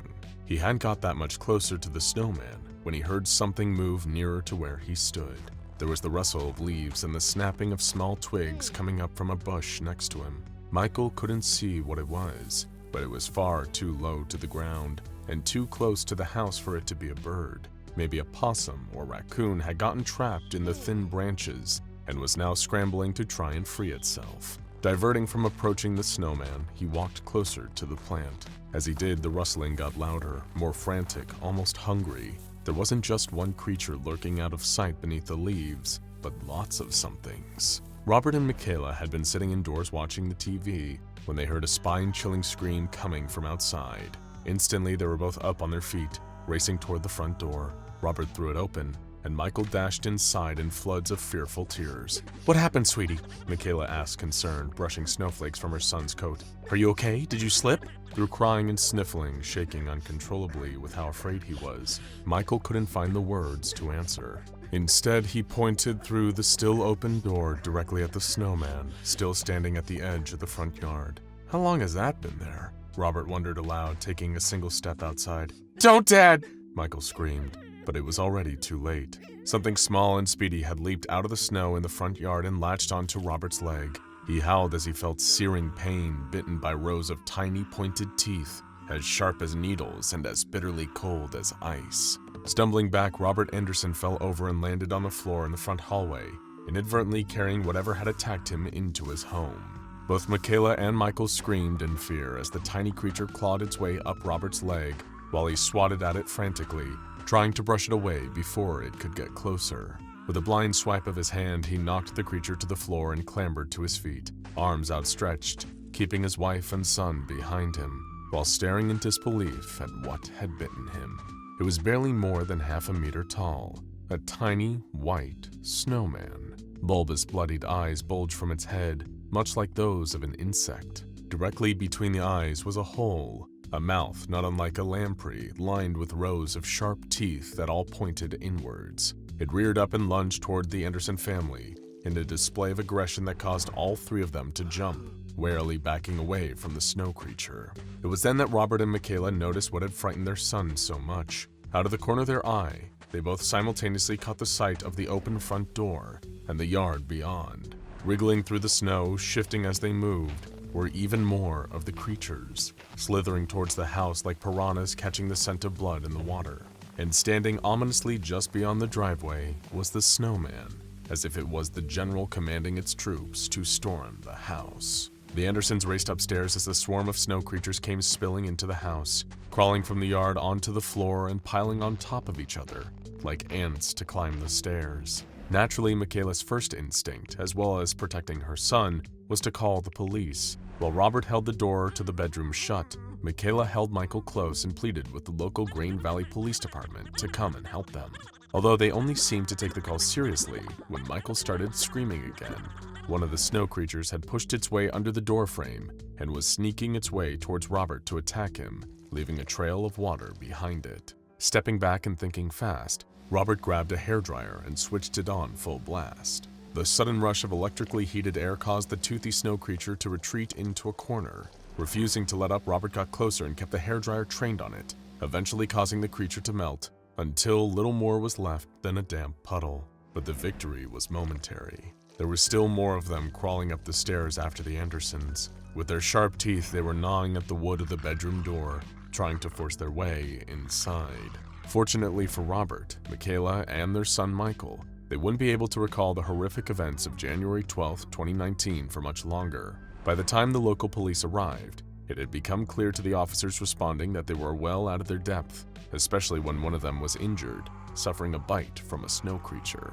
That was what led the SCP Foundation being called in, and within 15 minutes, they had dispatched mobile task force operatives to secure the anomaly. Being some of the Foundation's most highly trained agents, it didn't take long for the MTF to neutralize the carnivorous snow creatures. However, they quickly realized that the mysterious snowmen that had seemingly spawned the swarm could not be melted by any conventional means, nor would it deteriorate naturally on its own. A cover story was issued that Michael had suffered an accident and fallen down an open pothole that had become obscured by heavy snowfall. As a result, police officers were dispatched to help him, although the injury sustained by one officer due to a bite from a snow creature was never explained. Following this, the Anderson family was administered amnestics, meaning they quickly forgot about the whole terrifying ordeal. Maybe it was for the best, however. Young Michael seemed irreparably changed. He never went out to enjoy the snow again, repeatedly suffering from nightmares about the cold. Meanwhile, the anomalous snowman was recovered and thus designated as SCP-4230. Immediately, the SCP Foundation did as their organization does best and commenced testing, with a human subject, no less. They quickly discovered that SCP-4230 seemed to generate a sort of field around itself that could trigger a distinctive physiological change in any human being or animal that came within 6 meters of the snowman. This process became known under the designation of SCP-4230-1. It appeared that Michael Anderson had managed to unknowingly escape this fate purely by not getting too close to SCP-4230, staying just far enough away so as not to trigger SCP-4230-1. The Foundation placed D-19375, a member of their D-Class personnel, within this 6-meter radius of the snowman, and observed the gradual changes he underwent over the following week. For simplicity's sake, we'll refer to D-19375 as Frost, a rather fitting moniker, and you'll soon see why. Within a day of exposure to the snowman, Frost complained to a senior researcher that he felt a lot colder than usual, although he exhibited no other observable symptoms beyond the coughing and sniffling of a common cold. By the following day, Frost was far worse for wear, appearing to have lost significant body mass to the point where he'd appeared to have been malnourished. His cold-like symptoms had continued, accompanied by disorienting dizziness, and as if all that wasn't bad enough, his skin tone had seemingly lost its natural pigment, reduced to an unnaturally pale shade, as white as snow. Day 3 saw Frost's body continue to change rapidly at an alarming rate. He was internally producing an unknown chemical that looked to be responsible for enacting certain alterations, namely the dissolving of his femur and fibula. The cold and dizziness were also now made all the worse by the addition of pain to the man's lower body. Frost even reported to Foundation researchers studying him that every movement he was able to make caused him to suffer extreme levels of physical pain. But yet, rather than attempt to cure his condition, the Foundation apathetically observed, noting down the process of SCP-4230-1. Within 5 days of exposure to SCP-4230, naturally occurring substances within Frost's body had traveled downwards and solidified. This was followed by the most shocking stage of the SCP-4230-1 process so far, and one that made the Foundation realize that these weren't just changes, it was a transformation. When Day 5 saw Frost's skeleton physically reshaping itself, his head becoming a sphere and his arms extending outwards like brittle twigs, it soon became clear what was happening to him. He was turning into a snowman. Rendered immobile and blind, a week after SCP-4230-1 began to take effect, Frost had started to secrete an unknown substance. This liquid lowered his body temperature, freezing almost instantly, and turning his skin into an icy white mass, worryingly similar to snow. Sure enough, on the 8th day, the extent of the SCP-4230-1 process was made evident. Frost had already perished, his body now looking identical to a plain, featureless snowman. No eyes or face, just a blank, cold slate. But underneath the outer layer of snow, Frost's bones and the rest of his organs were still contained inside. From the outside, though, he wasn't even human anymore. Just an instance of what became known as SCP-4230-A. However, being turned into another snowman by close proximity to SCP-4230 wasn't even the worst part. By now, you might be wondering, what were those snow creatures that attacked the Andersons? You'd be forgiven for thinking that perhaps these were rodents or other wild animals affected by SCP-4230-1. After all, testing has shown that the process doesn't just alter human physiology, but these carnivorous needle-toothed creatures are known as SCP-4230-Bs, and they are nasty little critters, to say the least. When a person or animal is turned into a snowman during SCP-4230-1, becoming one of these instances is far from the full extent of the transformation. The tests the Foundation conducted on Frost, and presumably on numerous other D-Class personnel as well, led to them discovering the further alterations made when someone becomes an SCP-4230-A instance. Their freezing, snow-encased bodies become hosts for white, spherical eggs. After a subject like Frost becomes an SCP-4230-A Snowman, these eggs will hatch within 72 hours, producing up to 19 instances of SCP-4230-B creatures. The Foundation was quick to examine these bizarre snow spawn, gathering up as many as they could for testing. They found that instances of SCP-4230-B matured to adulthood remarkably quickly, reaching adulthood in 15 seconds. Destroying the eggs containing these creatures seemed to be an effective way of preventing swarms of SCP-4230-Bs from getting loose, although the snowman each egg came from would also have to be destroyed to achieve this result. Also, the lifespans of the smaller snow creatures only lasted for a total of 24 hours, and they would melt away after a full day of life, regardless of the surrounding temperature. SCP-4230-Bs seem uninterested in food that was presented to them. Specifically, one test involved giving a snow creature a head of lettuce and a watermelon.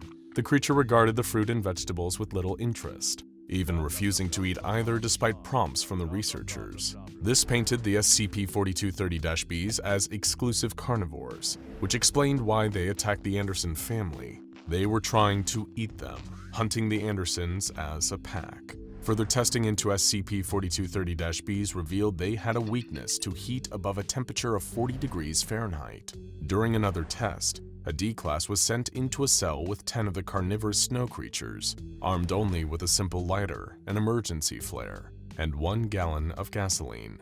Immediately, all 10 of the SCP-4230-Bs crawled toward the man, hungry and determined him to be a new source of food. That is, until they noticed the lighter he was carrying.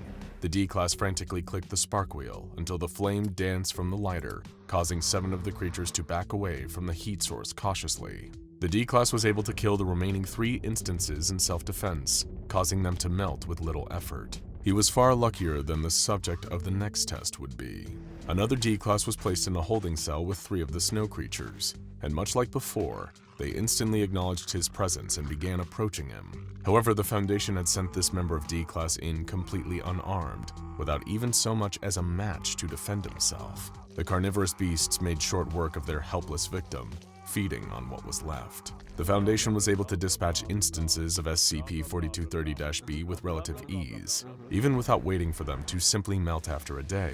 The use of flamethrowers or drawing them into warmer areas seemed effective enough at destroying the small snowman that hatched out of SCP-4230-A bodies. However, some bright spark at the Foundation decided to test what would happen if the opposite element was used against SCP-4230-B creatures. Were they vulnerable to the snow despite being made from a snow-like substance themselves? Another test was conducted to answer this, which involved a small snowball being thrown at one of the SCP-4230-Bs. The result of that incident has been entirely expunged from the Foundation's archives, but it's a safe guess to ask why. Evidently, when attacked using snow or ice, SCP-4230-Bs are seemingly able to adapt in some way that is determined to their attacker. Do they add snow to their mass or become even more aggressive? It's hard to say given the redactions, but the result of that final test were deemed so catastrophic that the Foundation banned any further testing that involved SCP-4230-Bs. As for where SCP-4230 first came from, the Foundation is still baffled. The first reported incident involving the killer snowman and the carnivorous creatures it produced came when the Andersons found themselves under siege by hungry SCP-4230-Bs. Maybe the snowman is just a freak of nature, or the result of an unknown pathogen or microorganism carried in a snowstorm one fateful night. Or perhaps SCP-4230 is something far, far more vicious. Whatever the case, we would recommend waiting for the sun to come back out and the snow to melt, just to be safe. You would think the smell would be the worst part. And don't get me wrong, it was far from pleasant to say the least. That pungent odor, a stomach-turning scent like raw sewage. It wasn't just dirt and decay. No, it was far more disgusting than that. It had that awful metal tang to it. That meant when that awful stench crawled its way up your nose, it lingered, hanging at the back of your throat, choking you on the sickening reek that lay thick in the air like a foul-smelling fog. And yet, like I said, that was far from the worst part. What was? Well, even the sight of what had happened to him wasn't what made me feel unsettled. Hardly any of his body was visible, covered in that writhing, shifting cloak. But I could see it move, each tiny piece of the mass moving on its own. It made me imagine what it must have felt like to have all those little scratchy legs and pincers, claws, and teeth hooking into his skin. And that, the idea of what it would feel like, that was the worst part about seeing the Vermin god. City life isn't really all it's cracked up to be. Ask anyone who lives in a big urban area, and they'll likely tell you the same. Those bright lights and tall spires reaching up to the clouds, they offer the promise of prosperity, opportunity, and even fame and fortune for those who are extra naive. But when they upped sticks, packed their bags, and moved here to start a new life, they realized that all along they had been sold on a dream, a false fantasy that is just simply too good to be true.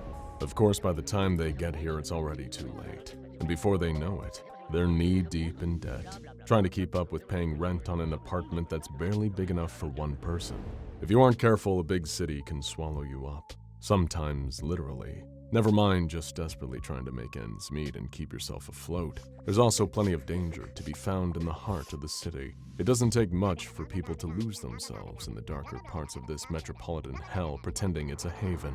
And when they do, that's usually where my job starts. I'd been working as a private investigator for coming up on a decade. My specific job title had gone through a number of rebrands and different combinations of terms over the years. Cassius Duke, detective for hire, then private eye and freelance investigator after that. And don't fall under the same sort of assumptions that most people do when they hear all of those terms. Believe me, just like the city's promises, it rarely lives up to what you'd imagined it to be like. My life was never high-speed chases and gunfights, solving murders and tracking down crooks that robbed banks in clown masks. That was work for the real police, allegedly much higher above my pay grade now that I had quit. Most of the time I dealt with uncovering the various dirty little secrets this grimy city had to offer. More often than not, my job was working as either a spy or enforcer that anyone could hire. I followed around the rivals of wealthy businessmen, snapping photos of them with my camera to get any dirt I could that my more unethical clients would probably use for blackmail. Or I'd be warning stalkers to keep away from whoever they were causing trouble for, usually with a bit of gentle encouragement in the form of some pretty stern words and a rap on the knuckles of sorts. It was ugly work, but that suited just how ugly the underside of this whole city was. Some of my clients were often desperate people, folks who the ordinary system of law and order had failed. When that happened, when they had been turned away by the cops on the verge of losing any hope they had left, that was usually when they turned to me for help. Now, I don't work for free, of course. You get nothing for nothing. Everything's got its price, so on and so forth. But I wasn't looking to extort people, especially at their lowest moments. So, firm but fair, I charged them a little bit for my time, maybe a finder's fee if I happened to come across some dirt that was really worth some extra cash. It was rare for me to take on a job pro bono, as it were, without expecting any pay for my services. But when this case landed in my lap, I felt obligated to do the job for free. It was another gray day in a gray city. A knock on the door interrupted me from my busy schedule of staring at the paint flaking off my ceiling. After I'd called them through, the person responsible for that knock came stepping cautiously into my office. He told me his name was Martin Jenkins, but that his friends called him Marty. Sorry, I don't really know how all this works, Martin admitted, making no attempt to mask how nervous he was. Well, why don't you take a seat first? I sighed. That's a start. Oh, okay, he replied, awkwardly pulling up a chair and sitting down opposite my desk. So, Mr. Jenkins, what can I... Marty, he interjected. Mr. Jenkins, I repeated. What is it that brings you here? Well, someone said you might be able to help with my, problem? Martin said sheepishly. And what sort of problem are you having, Mr. Jenkins? I pushed for him to give me a straight answer. I didn't really have a lot of patience for anyone who wasted time just getting to the point. It's my brother, you see. The other Mr. Jenkins, he finally confessed. He's been missing. It's actually been months now. A missing persons case is a police matter. I'm sorry, but you'll have to go to them. As bad as it felt turning the guy down at a time like this, I had my profession to protect. If I wasn't careful, the cops would come down on me like a ton of bricks. I'd already ruffled up some feathers in that area not long before. I'd taken a case wherein I'd accidentally photographed some corrupt officers accepting bribes. One of those pictures wound up on the evening news. There'd been a target on my back ever since. But Detective Duke, Martin began to say. Mr. Duke, I corrected him. I've already tried going to the police. They wouldn't even accept a missing persons case when I explained what happened to my brother. Go on, I said, reaching for my notebook and a pen on the desk. I left the city a while ago after my brother and I, Melvin, his name's Melvin Jenkins. We had an argument. And what was it that triggered this argument? I asked, dragging my pen across the page. It was, well, a lot of things, Martin sighed. Our father died almost a year ago. It wasn't unexpected, but Mel took it pretty hard. Then the doctors told us the condition Dad had carried a chance of being hereditary, so we both went to get tested. I didn't show any signs of developing it, but Melvin did. He took it as a death sentence, got very low, and started wasting all of our inheritance on every vice he could get his hands on. Drinking, partying, gambling, you name it, he was doing it. And this led to the argument? I probed. It did. I confronted him before I left town. I was mad that he'd been using all our dad left us for such frivolous and irresponsible things. Marvin continued his story, almost unable to stop now he'd started. He didn't want to hear any of it. Said he was going to die eventually anyway, so what was the point? And I told him he was selfish, and that was the last time we spoke. When did you notice he was missing? As soon as I came back from out of town, he answered. I went to the apartment. Dad had left us that too, along with all the payments still due. And I found that Mel was gone. Apparently, he had betted in a card game and lost badly. I had no way of finding him. Nobody else knew where he was. Let me guess. I stepped in. When you went to the police, they said he's most likely living on the street, which would make him a lot harder to find. Martin nodded solemnly, clearly feeling guilty for what had happened. Although from where I was sitting, it was his brother's own misgivings that had created this situation. I went on to ask a few more background questions, before asking if Mr. Jenkins could provide me with a photo of his missing brother. He obliged, handing over a printed picture. The moment I saw it, I offered to take the case for free. His brother, Melvin. I recognized him almost instantly. He was in his mid or possibly late 30s. Average height and build in the picture, far better shape and a lot cleaner than when I'd seen him. But it was that same guy. That much I was sure of. No amount of unshaved stubble or disheveled clothing could change that. I'd seen Melvin, outside my building a few times, sleeping rough on the sidewalk. Every day that I showed up to start another day of work, I'd drop him a few dollars, anything I had in my wallet. At first, I told myself it was for good luck, so I didn't attract any bad karma for myself. But when I actually paid attention to how he was living, the gesture became what it should have been from the start. It wasn't about me or sparing myself bad luck. It was just about trying to help out someone who needed it, when I was in a position to do him a small kindness at the very least. One night, I just locked up my office and I was about to head home. As I stepped off the curb, head down, eyes on my phone, a truck came speeding down the street. I would have been killed instantly had a hand not grabbed me and pulled me back onto the sidewalk. Melvin had hauled me out of harm's way. He didn't say anything to me, and I failed to do anything more than just thank him verbally before heading home. So, I figured I owed him one. Well, I didn't tell his brother this. It had been a few months since I last seen Melvin outside my building. I'd always assumed he moved on, or been asked to move by an overzealous cop. Of course, that meant figuring out where he was going to be tricky. Exactly the reason the police had turned Martin away when he'd asked them for help locating his brother. But I had a few connections that, even if they hadn't seen Melvin, might have at least heard something, or could know someone else that had seen him. It wasn't a lead yet, but it was a start. Dee was the head of the city's biggest homeless shelter, and a good friend of mine. So she became my first port of call. I showed her the photo of Melvin, and asked if he'd come to stay at the shelter recently. Doesn't ring a bell, I'm afraid. She looked somberly at the picture. Sorry, Duke. I wish I could be more help. Not on you, I replied, taking the photo as she handed it back to me. You mind if I ask around, see if anyone here recognizes him? Be my guest, Dee said. I spent about an hour milling around, asking a few down-on-their-luck folks if they recognized the man in the photo. A few of them mentioned they'd seen him around here and there, sleeping rough in a number of different parts of the city, but none of them could give me anything concrete. no definite location I'd be able to search next. That was until one of them spoke up. He was an older guy, bedabbled clothes and unwashed hair with a thick beard, who had been craning his neck to try and sneak a look at the photo when I'd been showing someone else. I seen him. The man, Clarence, said matter-of-factly. You recognize this man? I asked to verify. Said I seen him. He repeated. Looks different now, though. Well, that's to be expected, I replied. I don't mean he's gotten skinnier because he ain't been eating, Clarence said in retort. I mean that he don't even look like he's human no more. Well, what does that mean? I questioned, looking back at the bearded man in confusion. That man right there stopped being a man. No idea when or how it happened, but last time I saw him, it was already too late. Nowadays, he's the Vermin god. I didn't really have much of an idea of how to respond, unsure if Clarence was pulling my leg and deliberately wasting my time, or if there was some truth to this bizarre urban legend. At any rate, it was the only real lead I had so far, albeit a tenuous one at best. So I pressed the old man to tell me where he'd seen Melvin, of this Vermin god, as he kept calling him.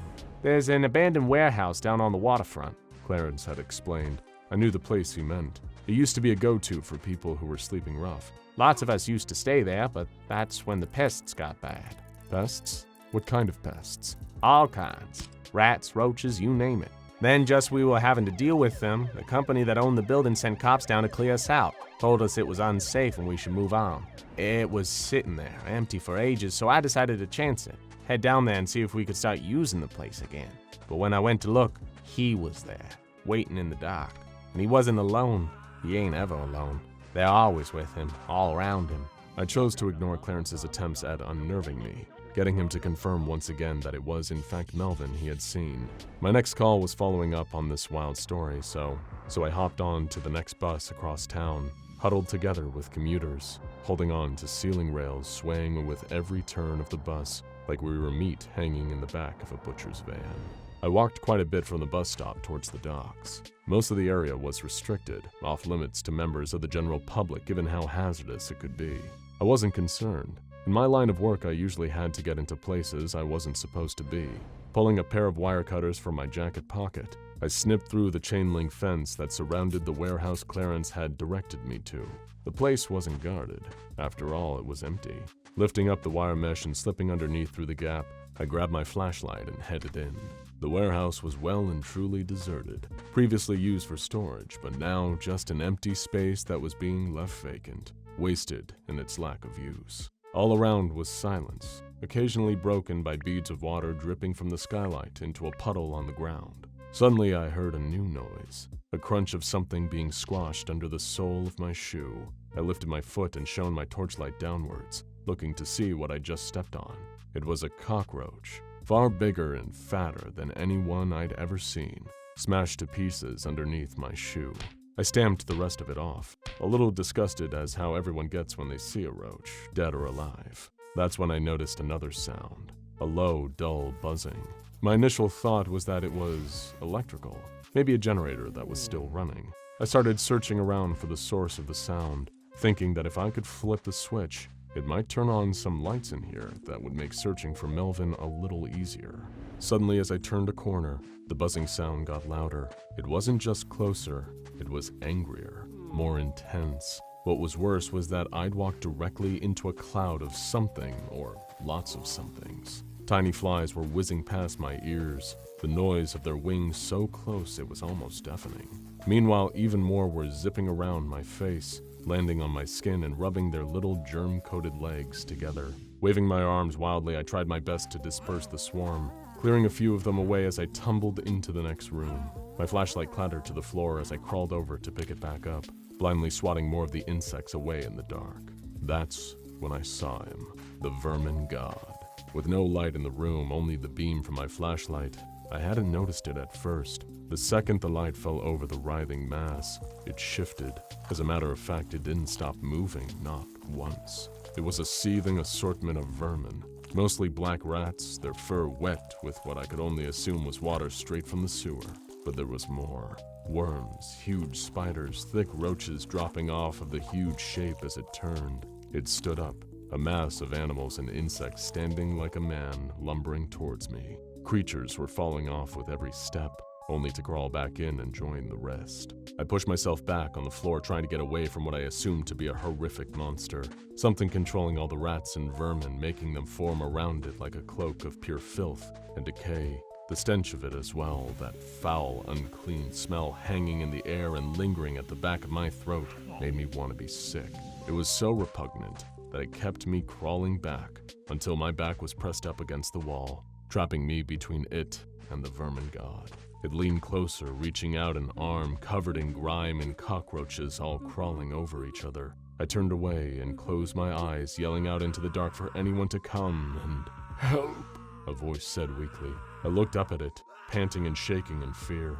With trembling fingers, I lifted my flashlight higher, right up to the head of the vermin god. Beneath the mass of rats crawling over it, and the bugs wriggling about below them, a pair of eyes glinted in my flashlight's beam. Human eyes. They were eyes I'd seen before, the same hopelessness behind them as when he used to ask for change outside my building.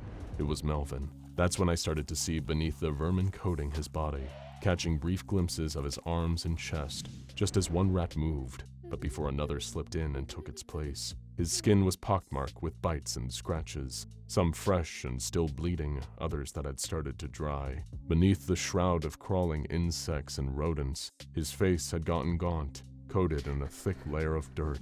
He wasn't controlling these things. If anything, the vermin seemed to be using him as some kind of host. Just as I edged a little closer to him, considering the idea of reaching into the mass and pulling Melvin free, one of the rats bit me.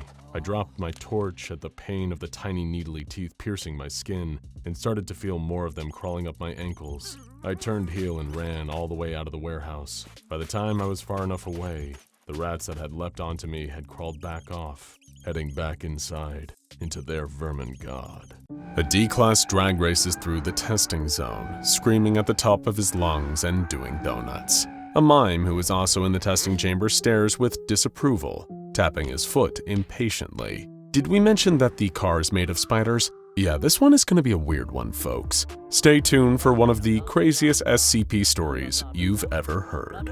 Emily had always dreamed of taking a trip to Paris. When the opportunity actually came to visit the city, she was overjoyed. She spent her time exploring art museums, tasting the bread and cheese, and walking through the city streets, taking in the sights. One of her favorite things about Paris was all of the street performers. As she walked, nibbling on a pain au chocolat, she delighted in the antics of jugglers, tossing colorful balls into the air. She gasped at the feat of athleticism and grace demonstrated by acrobats and contortionists. She giggled at the absurd shows put on by puppeteers and dabbed tears from her eyes at the sound of beautiful songs played and sung by musicians. It became part of her daily routine. One night, as Emily was walking back to her hostel after a long, languid dinner, she found herself walking down a street she had not encountered before. There was no one around except for her. It was a lovely moment of peace, but it also struck her as a little bit eerie, and she wished for the familiar throngs of people. Up ahead, she spotted the silhouette of another person and let out a sigh of relief. As she got closer, she could make out the black and white striped shirt, the suspenders, the black beret, the white face makeup, rouged cheeks, and red lips. A mime. A real, classic French mime. She couldn't believe her luck. When he spotted Emily approaching, the mime began to start a performance. He began with a classic, the invisible box. He felt around the walls of the invisible box, looking out with exaggerated wide eyes and an open mouth. Emily clapped and reached into her bag for a little bit of money she could use to tip him. After all, he was putting on a performance just for her. He deserved it. She walked closer to the mime, looking for a place to put her tip. She didn't see one, so she held up her hand, offering the money directly to the mime. As he took notice of how close she was getting, the mime began shaking his head vigorously, eyes wide and insistent. She didn't understand that he was trying to warn her until it was too late. Dozens and dozens of spiders began to crawl over the mime's face, out from inside of his clothes, from his shoes, pouring out over the street, and crawling up onto Emily. She tried to brush them off, she tried to run away, but no matter how hard she tried, the spiders just kept coming. All she could do was scream. In an attempt to experience a little bit of live performance, Emily unwittingly came across SCP-3247. SCP-3247 is a humanoid entity standing at approximately 1.7 meters in height. It wears a striped shirt and suspenders similar to the garb of a stereotypical French mime, as well as what appears to be white makeup on its face and all other exposed skin. Though these aspects of its appearance seem as if they should be removable, the clothing and makeup are, in fact, parts of the entity's physiology and cannot be removed from its body. This is not the only unusual aspect of the entity's physical form. Though it looks corporeal and solid, the entity cannot touch or directly interact with any solid matter, with one particular exception. There is a colony of spiders living on and inside of SCP-3247. These spiders have officially been designated SCP-3247-A and are highly protective of SCP-3247. If anyone or anything attempts to approach SCP-3247 in a threatening manner, the spiders will swarm the potential threat. As any savvy anomalous activity enthusiast might have already gathered, these are, of course, no ordinary spiders. Not only do they dwell on and in an intangible mime, but they have a peculiar response to witnessing a human being making specific gestures or pantomiming activities. When this occurs, the colony of spiders will form the shape of an object related to the gestures, which they will then hold for up to 3 hours, or until given additional stimuli that prompt a change in shape. While the spider colony is assembled into shape, they will be able to share some of the given object's functions in spite of being technically nothing more than a mass of well-coordinated arachnids. As for SCP-3247, it is either incapable of speech or unwilling to speak. Instead, it communicates with Foundation staff via silent miming. When it does, the spiders will frequently react to its gestures, becoming effectively living props. SCP-3247 does not seem to be especially thrilled with this, likely because miming is inherently a propless art form, and these spider-based props undermine its artistic vision. Otherwise, though, the presence of the spiders does not seem to bother SCP-3247. In order to better understand the nature of SCP-3247-A, Foundation staff conducted a series of tests. In each test, a D-Class was given a gesture to perform in the presence of SCP-3247.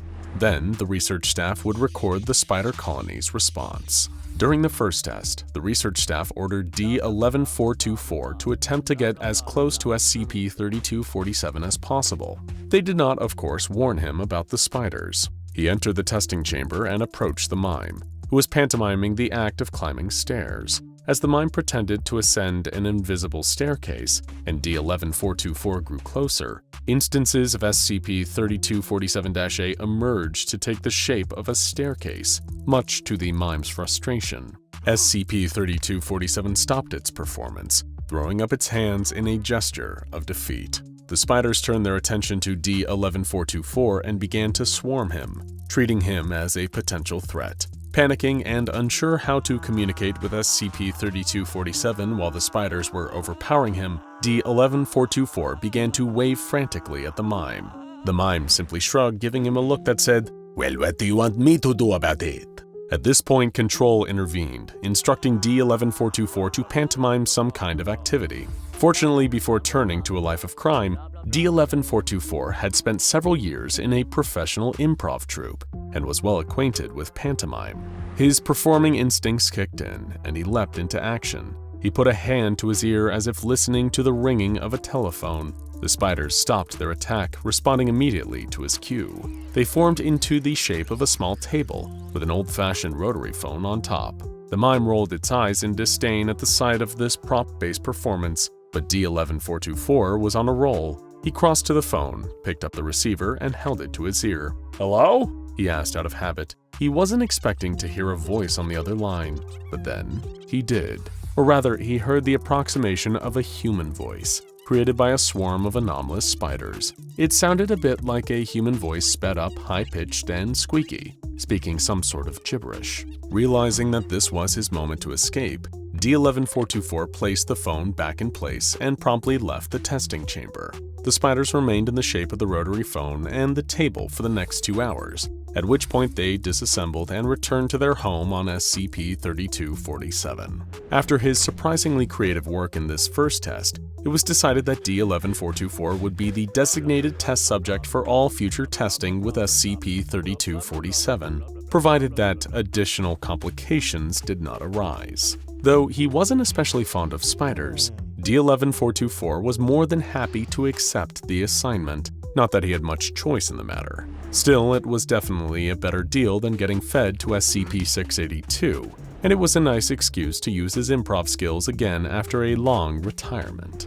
During the second test, D-11424 knew what to expect from SCP-3247.